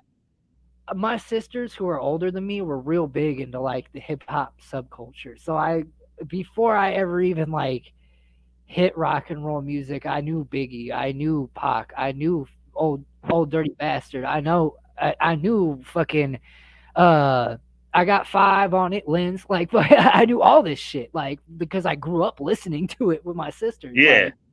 Like, before they were separated, because I went through like an abusive childhood with my stepfather. So like up to about like 5, I had a relationship with my sisters, and then they got cut out of my life and like thrown out of my house by my stepfather, and I wasn't able to talk to him till I was like in my teens.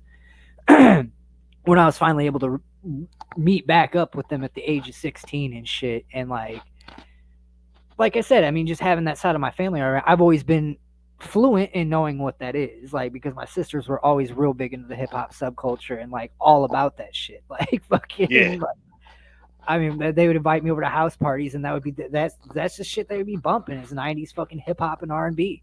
Like that would be the shit they would be bumping. Like they said, "Do you like Courtney Love?" Hell yeah, Courtney Love is the shit.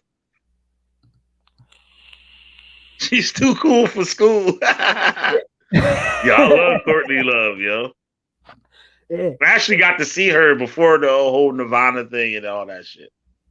What was the name of their group? L7, right? That was the name of the group. Or Hole. What was the name of her group? It was L7, wasn't it? Yeah, something like that. I don't remember. I never got Not, or Hole. There was another girl. I think it was both. I gotta look that shit up. Like it fucked me up when the singer from the Distillers, Brody Dale, formerly Brody Armstrong, fucking when she started hanging out with her and shit, I was like, her band was called Hole. That's what it was called. Yeah. Courtney Love's band, yeah, it was called Hole. I never got into them, like, but fucking, like, I guess it was real weird. She started hanging around like Brody Armstrong. No, but it was L7 too, I think. She had a band called L7, I thought too. Yeah, Courtney Love was always like real sketchy and like totally just exposing herself for being in it and the money and shit, like, which fucked me up when like Brody Dale started hanging out with her because I was like, I liked the Distillers. Like that was like L7 was a different band. Courtney Love wasn't in L7.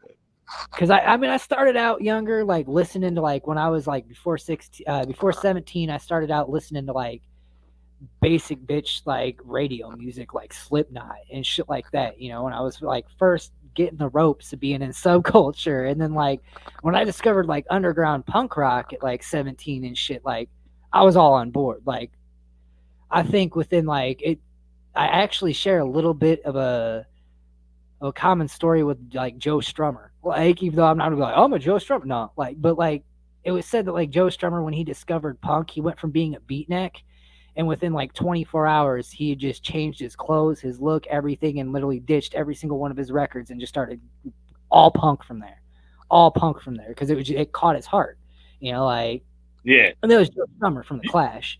That was before he started. You'd be surprised how many regular like metal groups and this like regular like rock groups have been influenced by like fucking Bad Brains. I've noticed that shit too.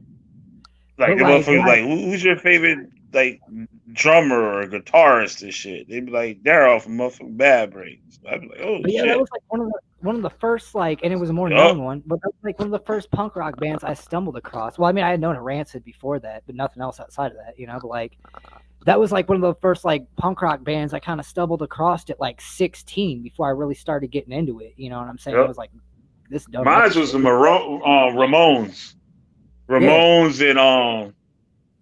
And Sex Pistols. Yeah. Mostly the Ramones because of MTV. Yeah, that was like the first basics I got into because I was interested in like old punks. Like I would find myself trying to talk to people in their like 30s and shit that were into punk rock in like the fucking 80s and like early 80s and shit like that. Like I'd be trying to talk to them and shit like, hey, what was shit like when you were younger?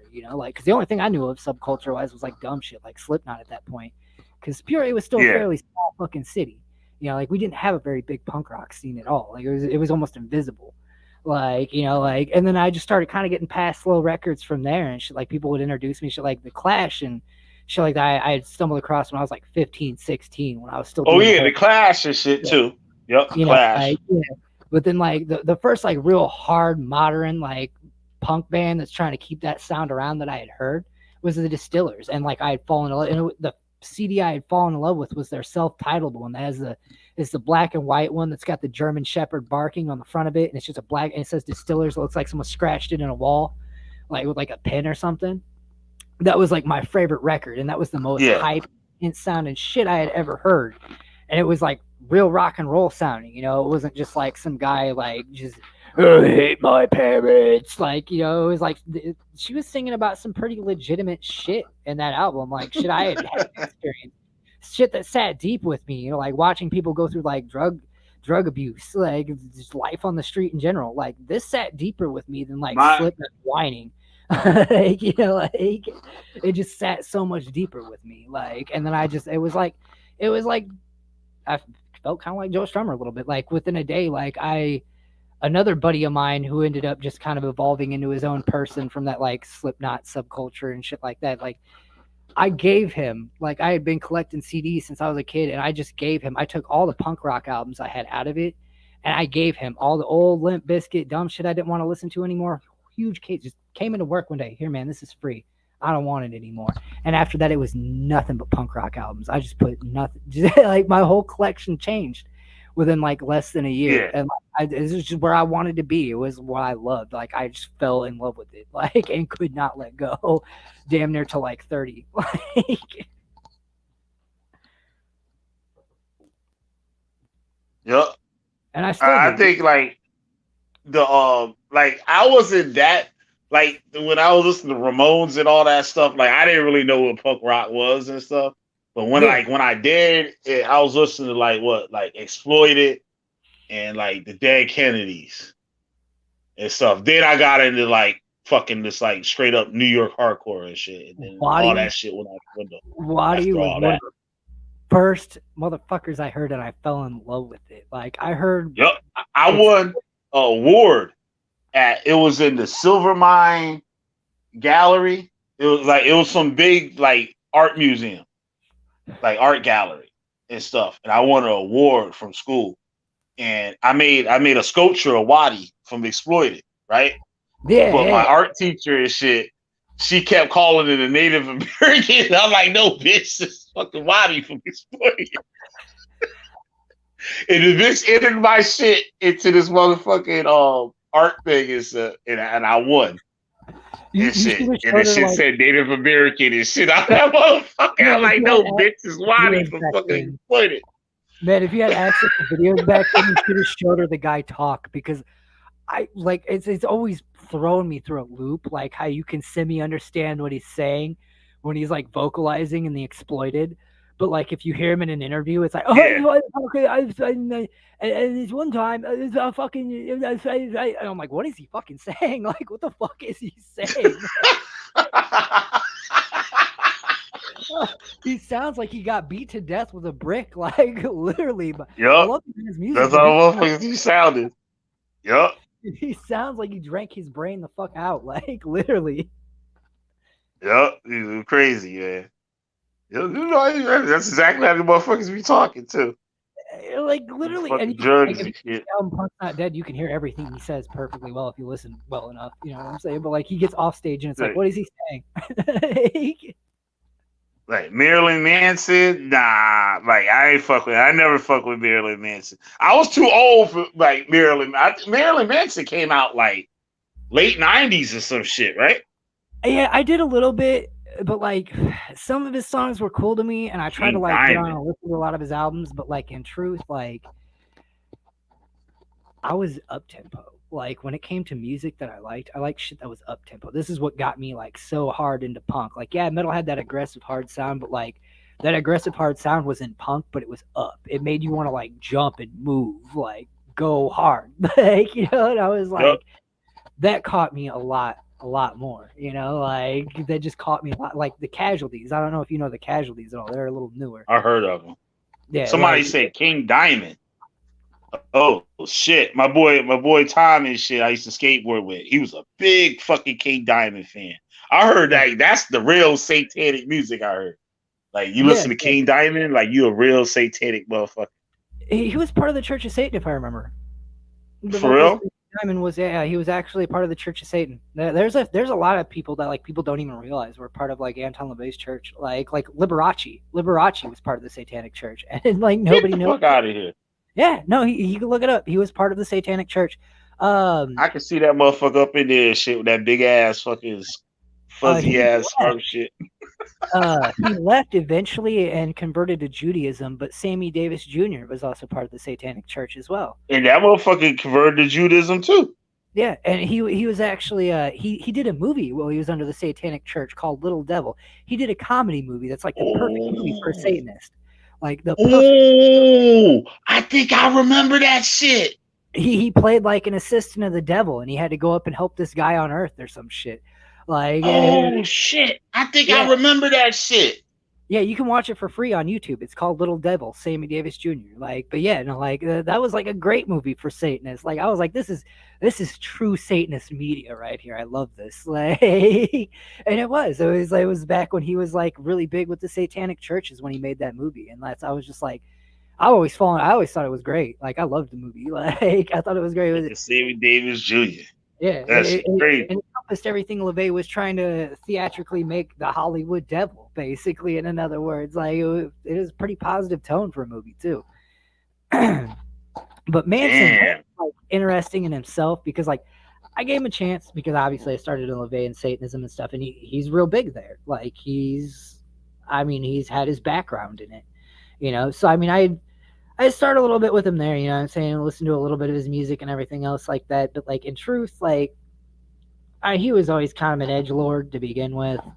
I'm surprised like people are like freaking out about him and the whole like women thing. It's like this is something they should have freaked out about a long time ago. I mean, if you were gonna come at the guy, instead of coming at him that he looks like a woman or something like that, you probably should have came at him about his abuse of women to begin with, instead of talking about what he looked like. Like because none of that fucking matter. Yeah. Like, none of that matter. Who gives a fuck if he's wearing lingerie on stage? Like, what matters is if he's like locking women in a room and torturing them without food and water as like a sex act or some shit, which he wrote about way before people even brought up. Like, I mean, Trent Reznor Nails got like a huge problem with him because in that book or something like that, where he admitted to doing something like that, he had made up some story that he had done something with Trent Reznor that was like abusive towards women. I can't remember what the fuck it was. But yeah, like he'd done something like that, and when Trent Reznor read it, like he got pissed and like literally befriended him, said he wanted nothing to do with him, said that was a complete lie.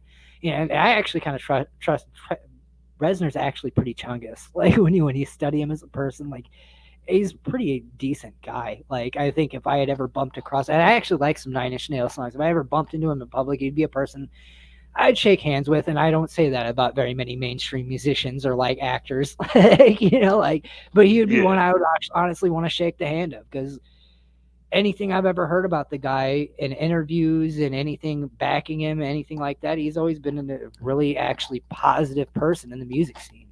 Like, so like, it sat deep with me, like when Trent Reznor like freaked out and was like "fuck Manson," like, you know, because they let you know a little bit about the guy's demeanor. Like, okay, let's say like, okay, right there, him lying about stuff. What does that tell you about his demeanor as a person?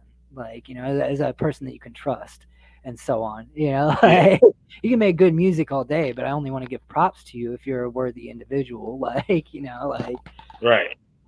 That kind of goes out the window with Gigi Allin, though. I just like his music, but in truth, if I ever actually met Gigi Allin, I'd probably hit the guy. I'd be like, you probably beat the shit out of him, but like in truth, I like his music. I'm not gonna lie. That's one person I can throw out the window, but I mean, he's dead anyway. Who's he fucking hurting? Like he's fucking dead anyway. And I wonder if that album cover was his real funeral though.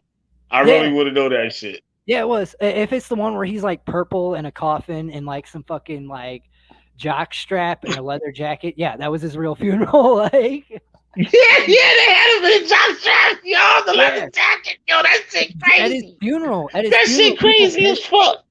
At his funeral, people pissed in his casket and poured whiskey on him, and they were allowed to do this. Like there used to be actual footage of it.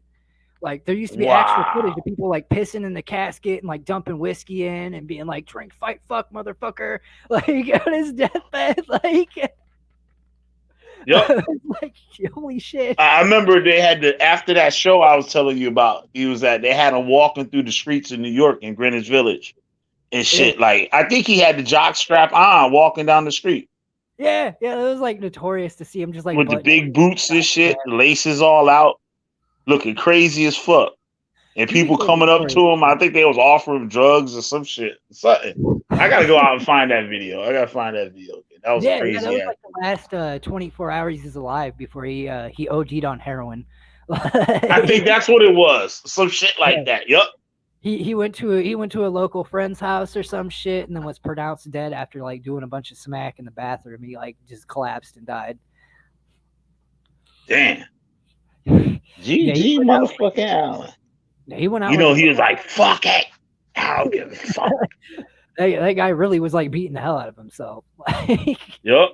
But see, you know what I'll honor about him over like other people is insidious people that you run into nowadays in Hollywood and shit lie about this shit. Like G.G. Allin was straightforward. Like as much as a vile fucking animal, he was straightforward.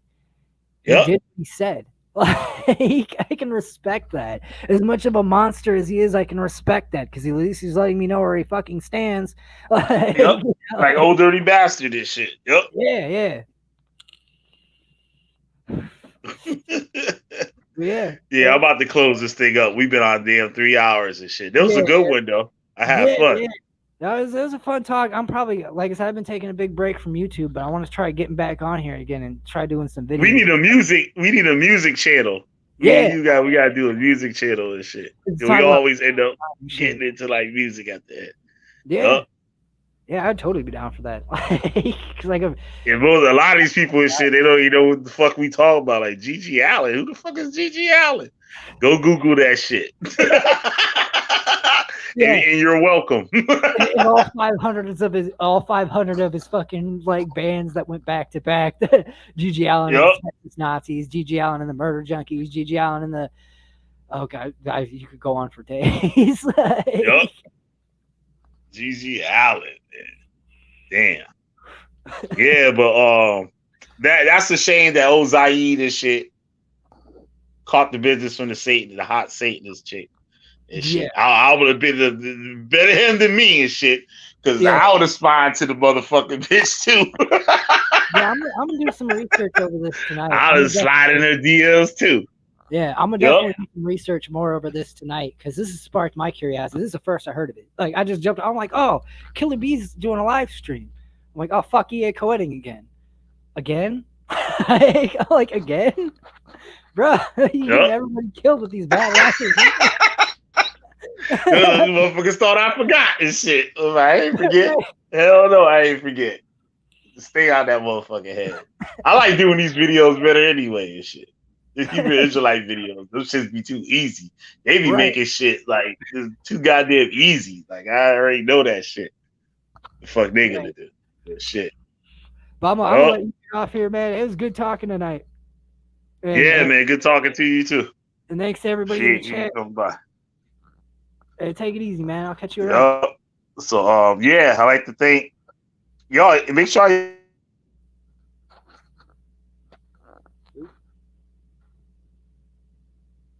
Wait, how do I talking shit to his viewers.